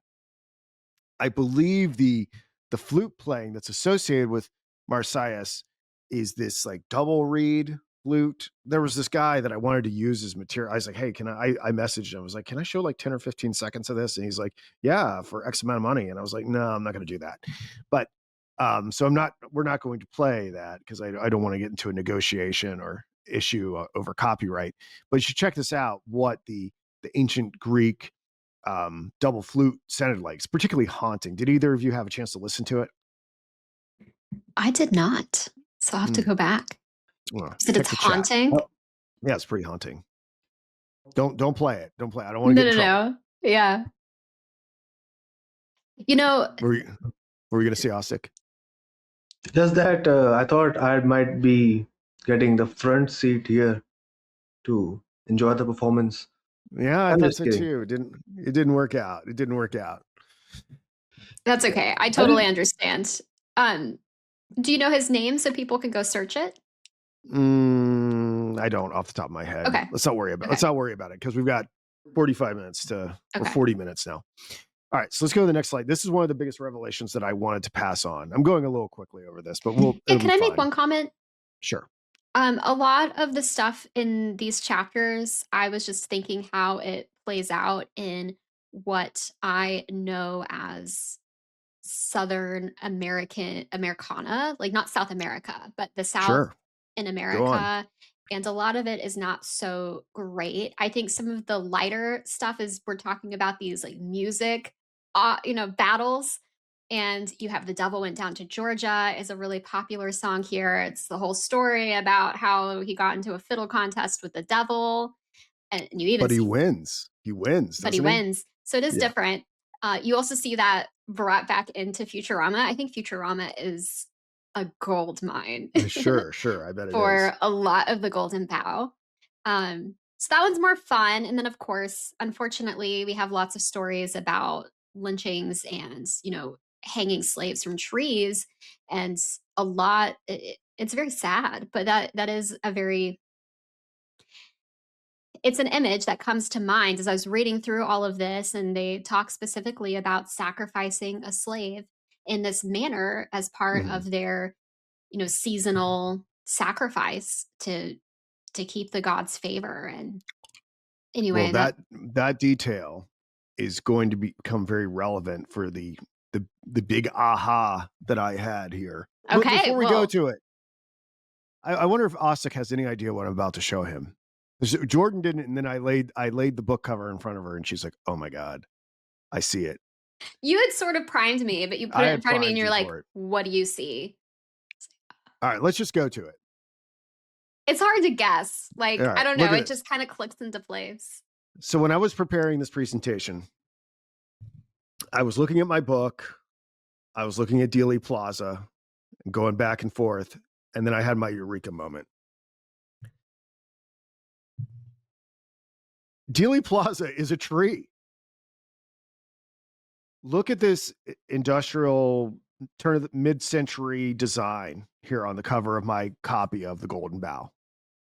And I looked at it, I was like, that's Dealey Plaza. I've never looked at Dealey Plaza so much. We've looked at the different trees at Dealey Plaza. We've looked at the individual streets, Elm Street. We've looked at the different vegetative aspects that it has. But I was seeing the forest from the tree, not the tree from the forest. It is a tree. It is a tree. And I'm not saying that it was chosen for this ritual. I'm saying that the sentient world reality has put this together in such a way. And once you see it, you can't unsee it, I think. So my initial thought was that I thought my copy occurred after the assassination. I assumed it was from like the late 60s, early 70s. Okay. And that's the best I could find online. But then when I went deeper when I opened it up, it said 1963 Macmillan. And I was like, whoa, this changes everything. Because when I first thought about it being a product of the late 60s, I was like, well, maybe subconsciously and looking at Dealey Plaza so much, maybe that worked itself into the mind of the individual who created the cover. But wait, But there's when I more. found out, yeah, well, it's like, wait, there's more. It actually came out on January 1, 1963 by Macmillan. And it was put together by a group of brothers, or two brothers, or I should say, the Strimbans. And there are very few images of them online. I think I was only able to find one picture of Robert Strimban. I couldn't find one of the others, but they've been engaged in all sorts of work, public works, covers. They have a large illustration history, very interesting stuff. And I was like, but the assassination happened in November of 63, and this comes out in January of 63. And I dug a little deeper, and I was like, the Macmillan Publishing Company actually had an office at Dealey Plaza. They had an office in the Texas School Book Depository, which means The depository. the depository where JFK was shot from, and where Oswald worked from. Oswald was an order filler, supposedly. And where the museum currently is. So You're right. So it is quite possible that one could go into the depository, grab a copy of the Golden Bough, and just read it there in Dealey Plaza in the spring of 63. Okay, without any idea that later on people are going to draw some sort of connection, and not to mention the book you're holding in your hands in some ways seems to have an aerial view of Dealey Plaza on top of it, okay, or on its cover. And or it could have been the case that Oswald himself, when he was doing the order filling, specifically ordered this book while he was working at the Texas School Book Depository. Now, I looked and I was like, well, what else was at the Texas School Book Depository? It's mostly like, you know, the like books on how to read and write well, like books of style and history books and things like that. So a lot of things that were disseminated to children to inculcate them with certain ideas and narratives about how reality works and how the professional world works and how the story that we tell ourselves. So I've always sort of picked up on this symbolic nature of the shooter killing JFK, the bullets coming out of a repository of knowledge and be a place of where we tell stories. But the fact that that within all of those books, there was one particular book that people have linked to this event, and it has Dealey Plaza potentially on the cover, and it is really kind of a guidebook as we get through the 20th century and the 21st century. Like, how unreal is this? Not to mention, you could look at this a little bit differently. I was able to find that at least Robert is a member. I think he was a member of a synagogue, and there's some commentary that the cover art looks like a menorah, which adds a layer to it, right? And that the menorah has a rich tradition of being associated with the tree of life itself. So that brings in this conversation of the menorah to Dealey Plaza, if that's what's actually on there. Now, again, I'm not really saying that this is foreknowledge of anything. What I'm saying is that this is the Unus Mundus just working through people and using the symbols that are available to it to potentially foreshadow what's coming. Like, do I think that at 2 years old, when JFK was given the last rites, that there was any conspiracy there? No, this was the sentient reality working itself around JFK, not unlike how it's flowing through individuals with this book cover and the layout of Dealey Plaza. But this absolutely blew my mind, and we're going to go a little deeper into it, I believe, in the next slide. But we can pause there for a moment, or actually the next two slides we're going to talk about the presidential library in a second too. But I don't know, when I found this, I lost my mind, because I just been looking at this for so long. I was like, what? It's a tree. It's incredible. Yeah. This is pretty What do you think, amazing. Austin? Yeah. This is, yeah, the guys that published this book being in the same building. This is great. And I really never thought about that he's been shot from a place of knowledge where we tell each other stories. And it's like in The Shining, there's a room of frozen items. And when Yeah. Halloran opens it, he calls it the story room. This is the story room, the way he says it. Right.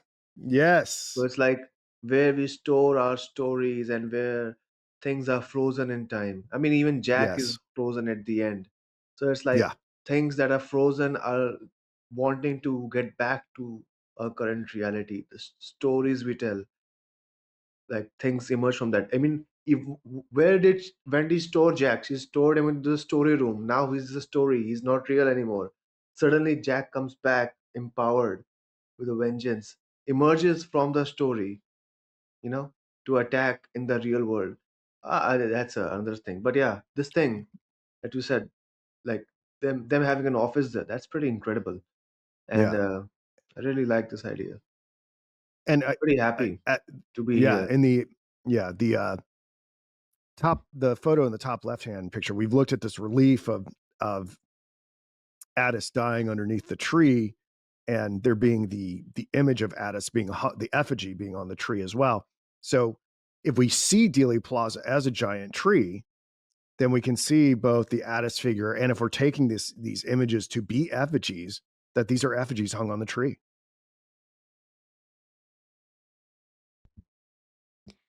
Crazy.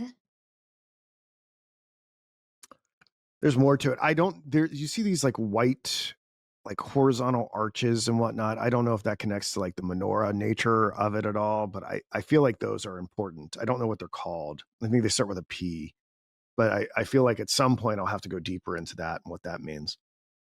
Yeah, I'm not sure. When you're there, it's like a viewing spot. Yeah. Yeah. They do kind of have that like Colosseum box seat quality to me. Interesting. But I have to confess, I mean, it's not perfect. It's not perfect the way like this cover from the 63 version of the abridged Golden yeah, Dawn. it's not The, like this is a literal, this is exactly what the roads look like. And no, it's but not, but it's enough. I think it's enough. Did they but I have definitely any see the offices tree and elsewhere, or was it their only office? Or like, I assume I they don't had offices yeah. elsewhere. I don't know. I assume they had an office in New York and maybe in Chicago and a couple other places, but they definitely had one in the Texas School Book Depository. And this is a big book for them to push. yeah, it's amazing. It's crazy. Amazing.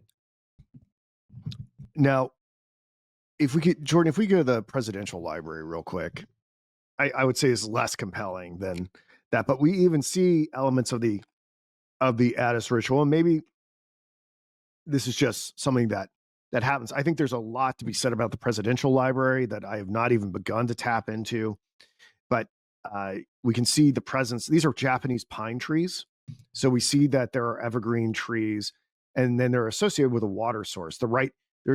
JFK had this quote. It says, "We are tied to the ocean, and when we go back to the sea, whether it is to sail or to watch, we're going back from whence we came." And I find that to be very interesting in the sense that we talk about these mother goddesses that we are subsumed back into. And so that at the presidential library, it would be on the water, and we would have these pine trees that, again, are associated with Attis is very interesting to me. Not to mention that there is that ritualistic washing of all the blood and everything like that at the water source where the Attis ritual was happening at. So I find that interesting. And this character is I.M. Pei. He was the one that did the JFK Presidential Library. He also did that glass pyramid in Paris of the Louvre and a variety of other ones. But this is the man who did that. But let's go back to Dealey Plaza if we can. I've There got was these kind of out of also order. a Ulyssean homecoming element to it Yes, as well. that's With right. that That's quote. true. That's true. So, and Jordan, I'm going to have you read that blue there in a minute.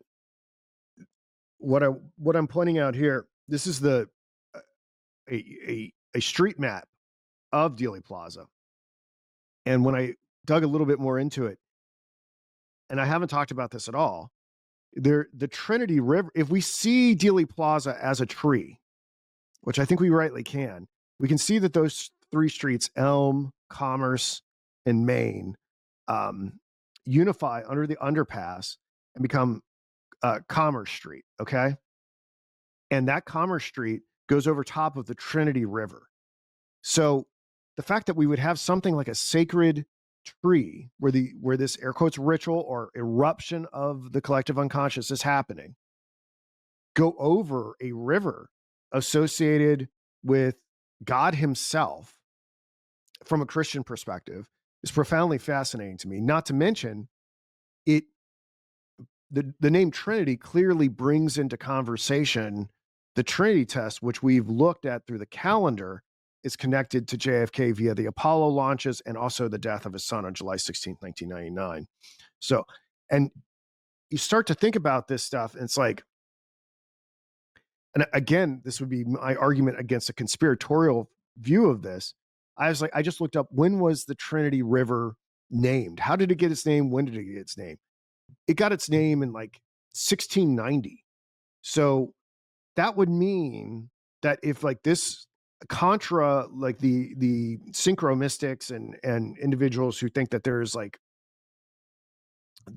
all these cabal groups who are orchestrating this, that would in some way mean that when it was named that, if it is a significant part of the ritual, that someone in 1690, a conquistador, an explorer, or something like that, had to kind of like have a idea of the plan one day.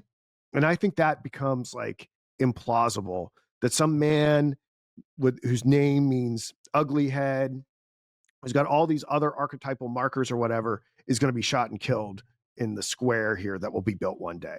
I think that's makes this increasingly unlikely. Not to mention, relatively recently, and I wonder, like this feels kind of lost on the people who built this. I'm not sure anyone's really connected this, and this goes to what Jordan was saying about lynchings in the South. Relatively recently, a new memorial has been built, really on the trunk of this Dealey Plaza tree, and it's called the Shadow Lines Sundial Memorial. And what this is a memorial to is that apparently there were three black men who were erroneously blamed for some fires that were set in Dallas. And they were apprehended on July 24th, 1860, and lynched or hung from a tree at this particular place. And so they have built this sundial that apparently on particular days, certain hours, it illuminate or it casts a perfect shadow over the name of the victim that day. I'm a little sketchy on the details of how it works.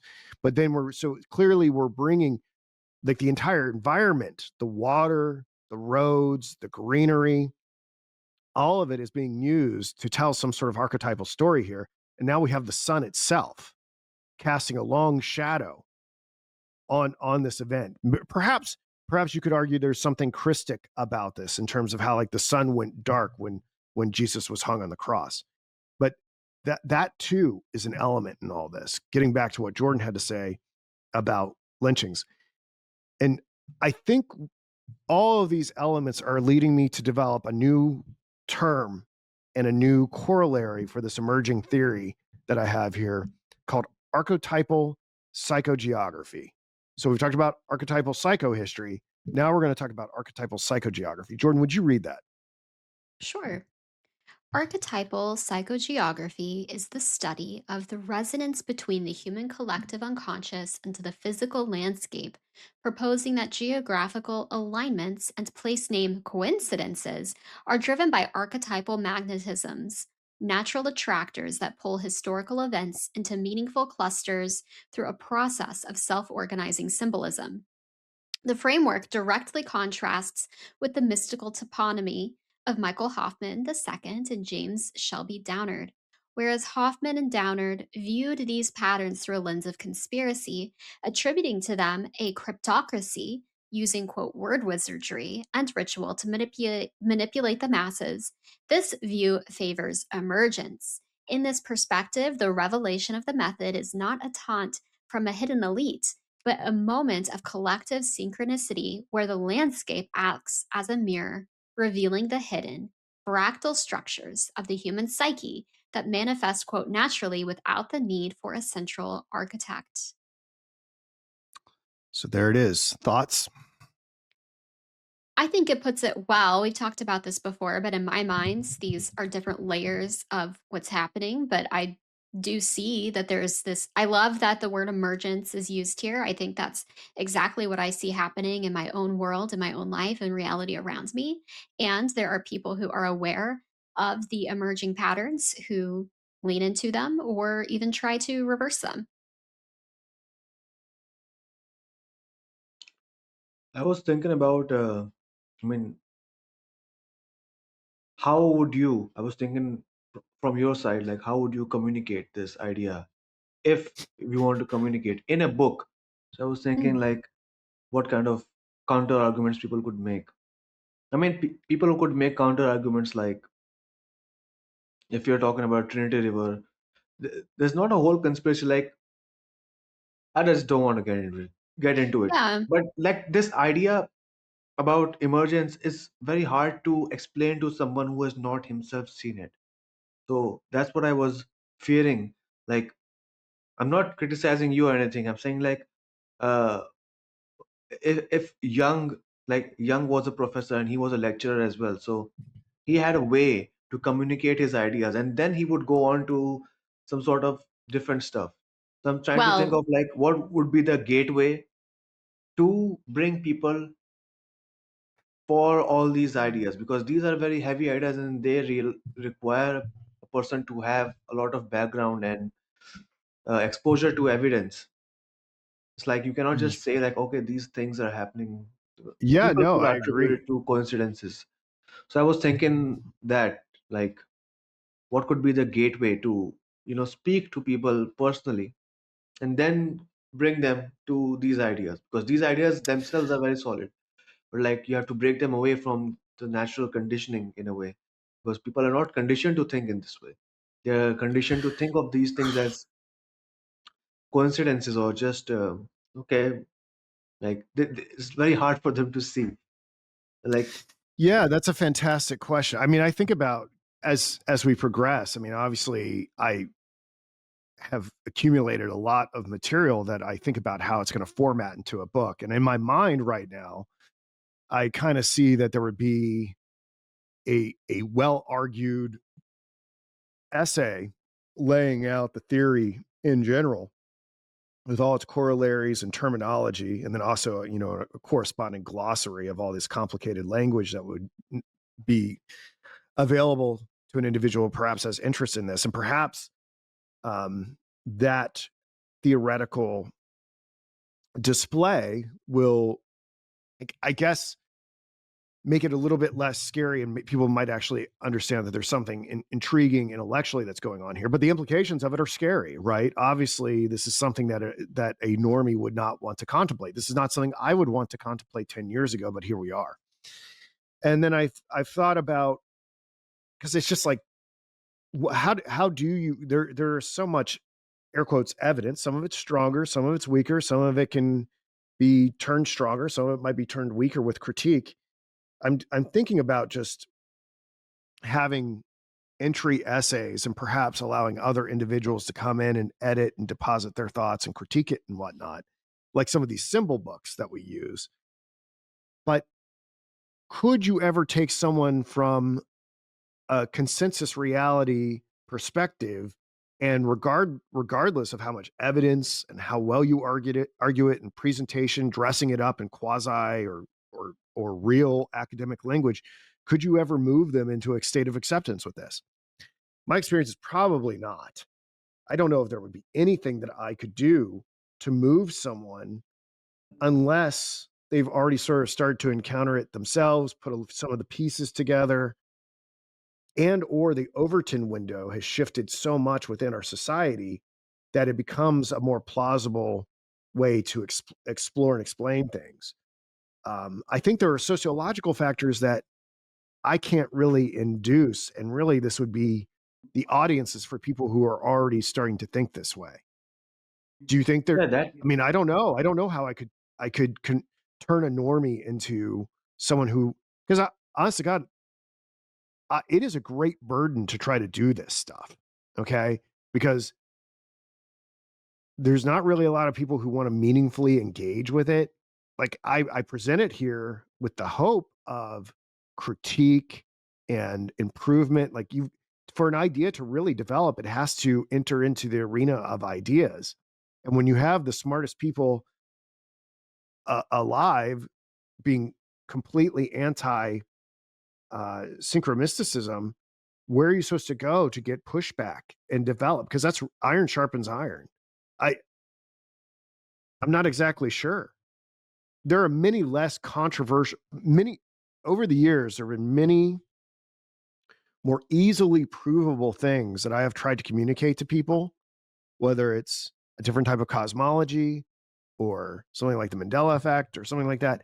These and the smartest people I know cannot they can't process it. They cannot process it. I don't know if they have some sort of spiritual blindness or what, but it's the arguments themselves are not really engaged in any sort of meaningful way. It's just dismissed. So I don't I know. think I'm up for suggestions on this. I think the main idea that you have talked about it a lot, like you and Jordan as well, that this whole thing is leading up to a revelation of there being a God.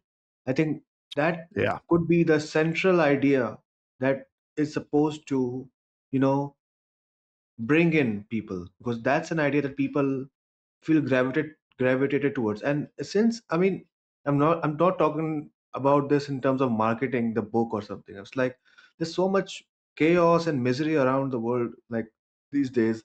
And like, it's not that you're giving them some sort of a, a pacifier of sorts, that, oh, there's a god, it's all part of a plan, man. It's not like Mhm. that. It's like that there's a beauty of discovery in here. So that could be your brand, so to speak, to bring Yeah. people to, to, it's like, that is the thing, because so many people are doing this sort of thing, but they are trying to cloak it in a language. But you have to have some sort of a emotional connection to your audience in order to, for them to be able to take these leaps with you, to go to those places that like normal people would not generally want to go. It's not that you have to change your approach, just that your vision of the it's like you said that all these conspiracy theories are preventing us to see the most beautiful thing in the world. That's there's a god, there's an Yeah. image of, whatever, there's a feeling of god, there's a feeling of something. Because the way you talk, it's so far removed.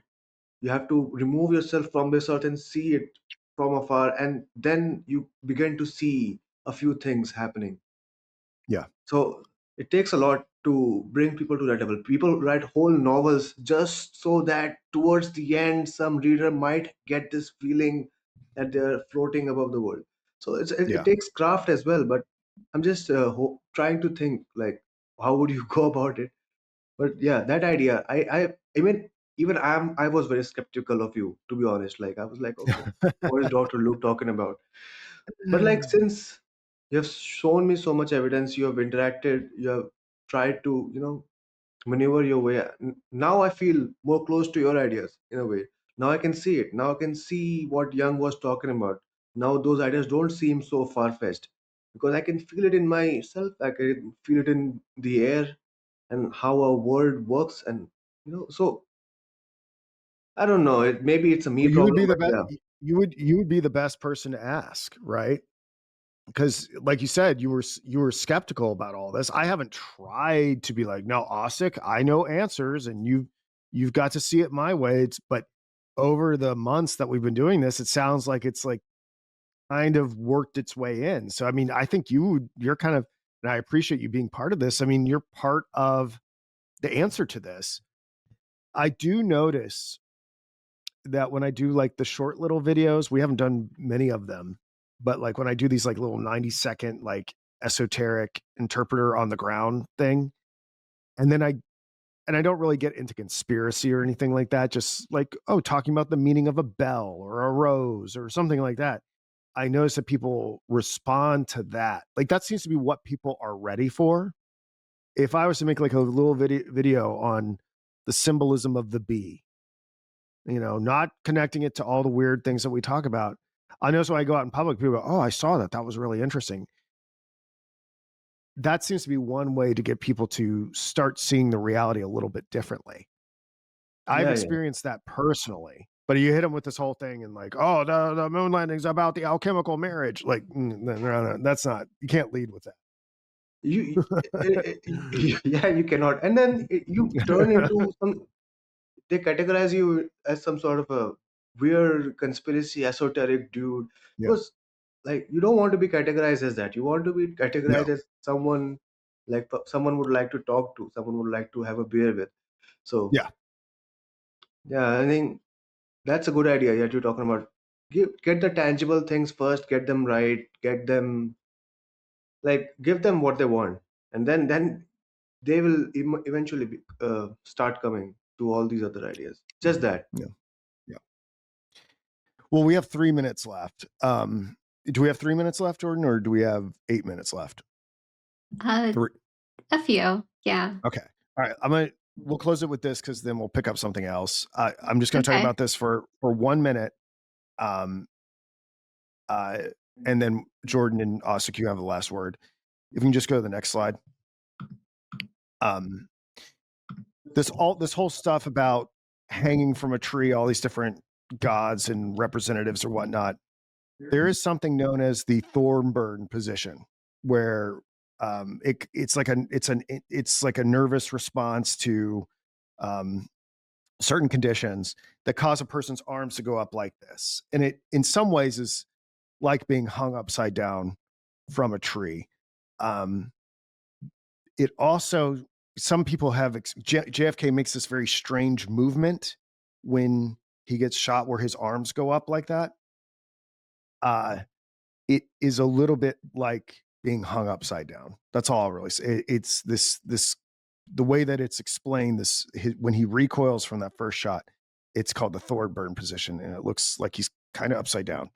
So we'll get the rest of what I had planned for today was theory. We'll talk about it next time. So let's break there. I'll let you two close it out.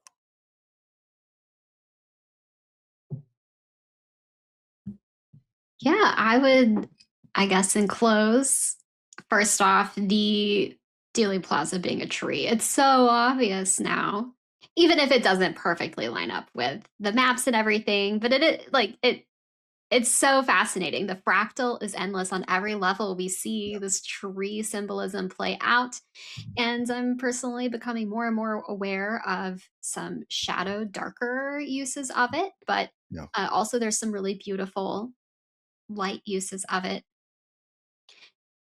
On this topic that Ostic, Luke, that you were just talking about, we can't control or hold too tightly onto other people seeing the world the way we do, and our own perspectives are continuing to unfold. This is not the Yeah. final destination. So holding that lightly, but knowing that it's our authenticity. It's demonstrating to the best that we can courage in a time of great revelation that can be very frightening to people on scales small and big. Some of the deceptions that are being brought to light are humongous, and then some of them are smaller. But just being committed to continuing to receive truth at greater and greater levels, and hopefully that gives other people the courage to do the same. That's all we can do. And on so many topics, we see, not everyone's going to be on the same page, but over time, things do shift. And we do see that. And never underestimate the impact of a small seed. Like Luke, you were saying, just talking about a seed or whatever comes up in everyday interactions, not shrinking ourselves. So we certainly don't need to walk up to everybody or try to modify our theories or our perspectives to be more palatable, but really just standing in our authenticity as things naturally arise, and not running away from those conversations.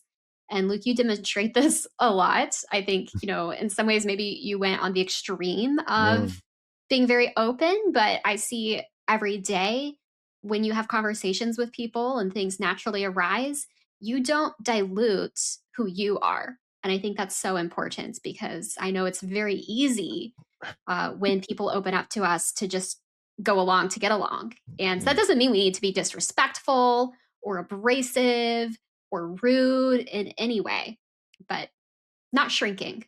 I think I'm too autistic to pretend. Yeah, well, maybe so, but I think it's Yeah. a superpower. Well, I want to thank you Just, both. Yeah, just, Ostic. I don't know. I'm really happy about Joyce next week, so I'm very excited about that. Yeah, Good. that'll be fun. Yeah, the rumors of Joyce over the horizon. Ooh, Yeah. All right. Well, I'll see you guys next week. sounds good. Thank you both. All right. Take it easy.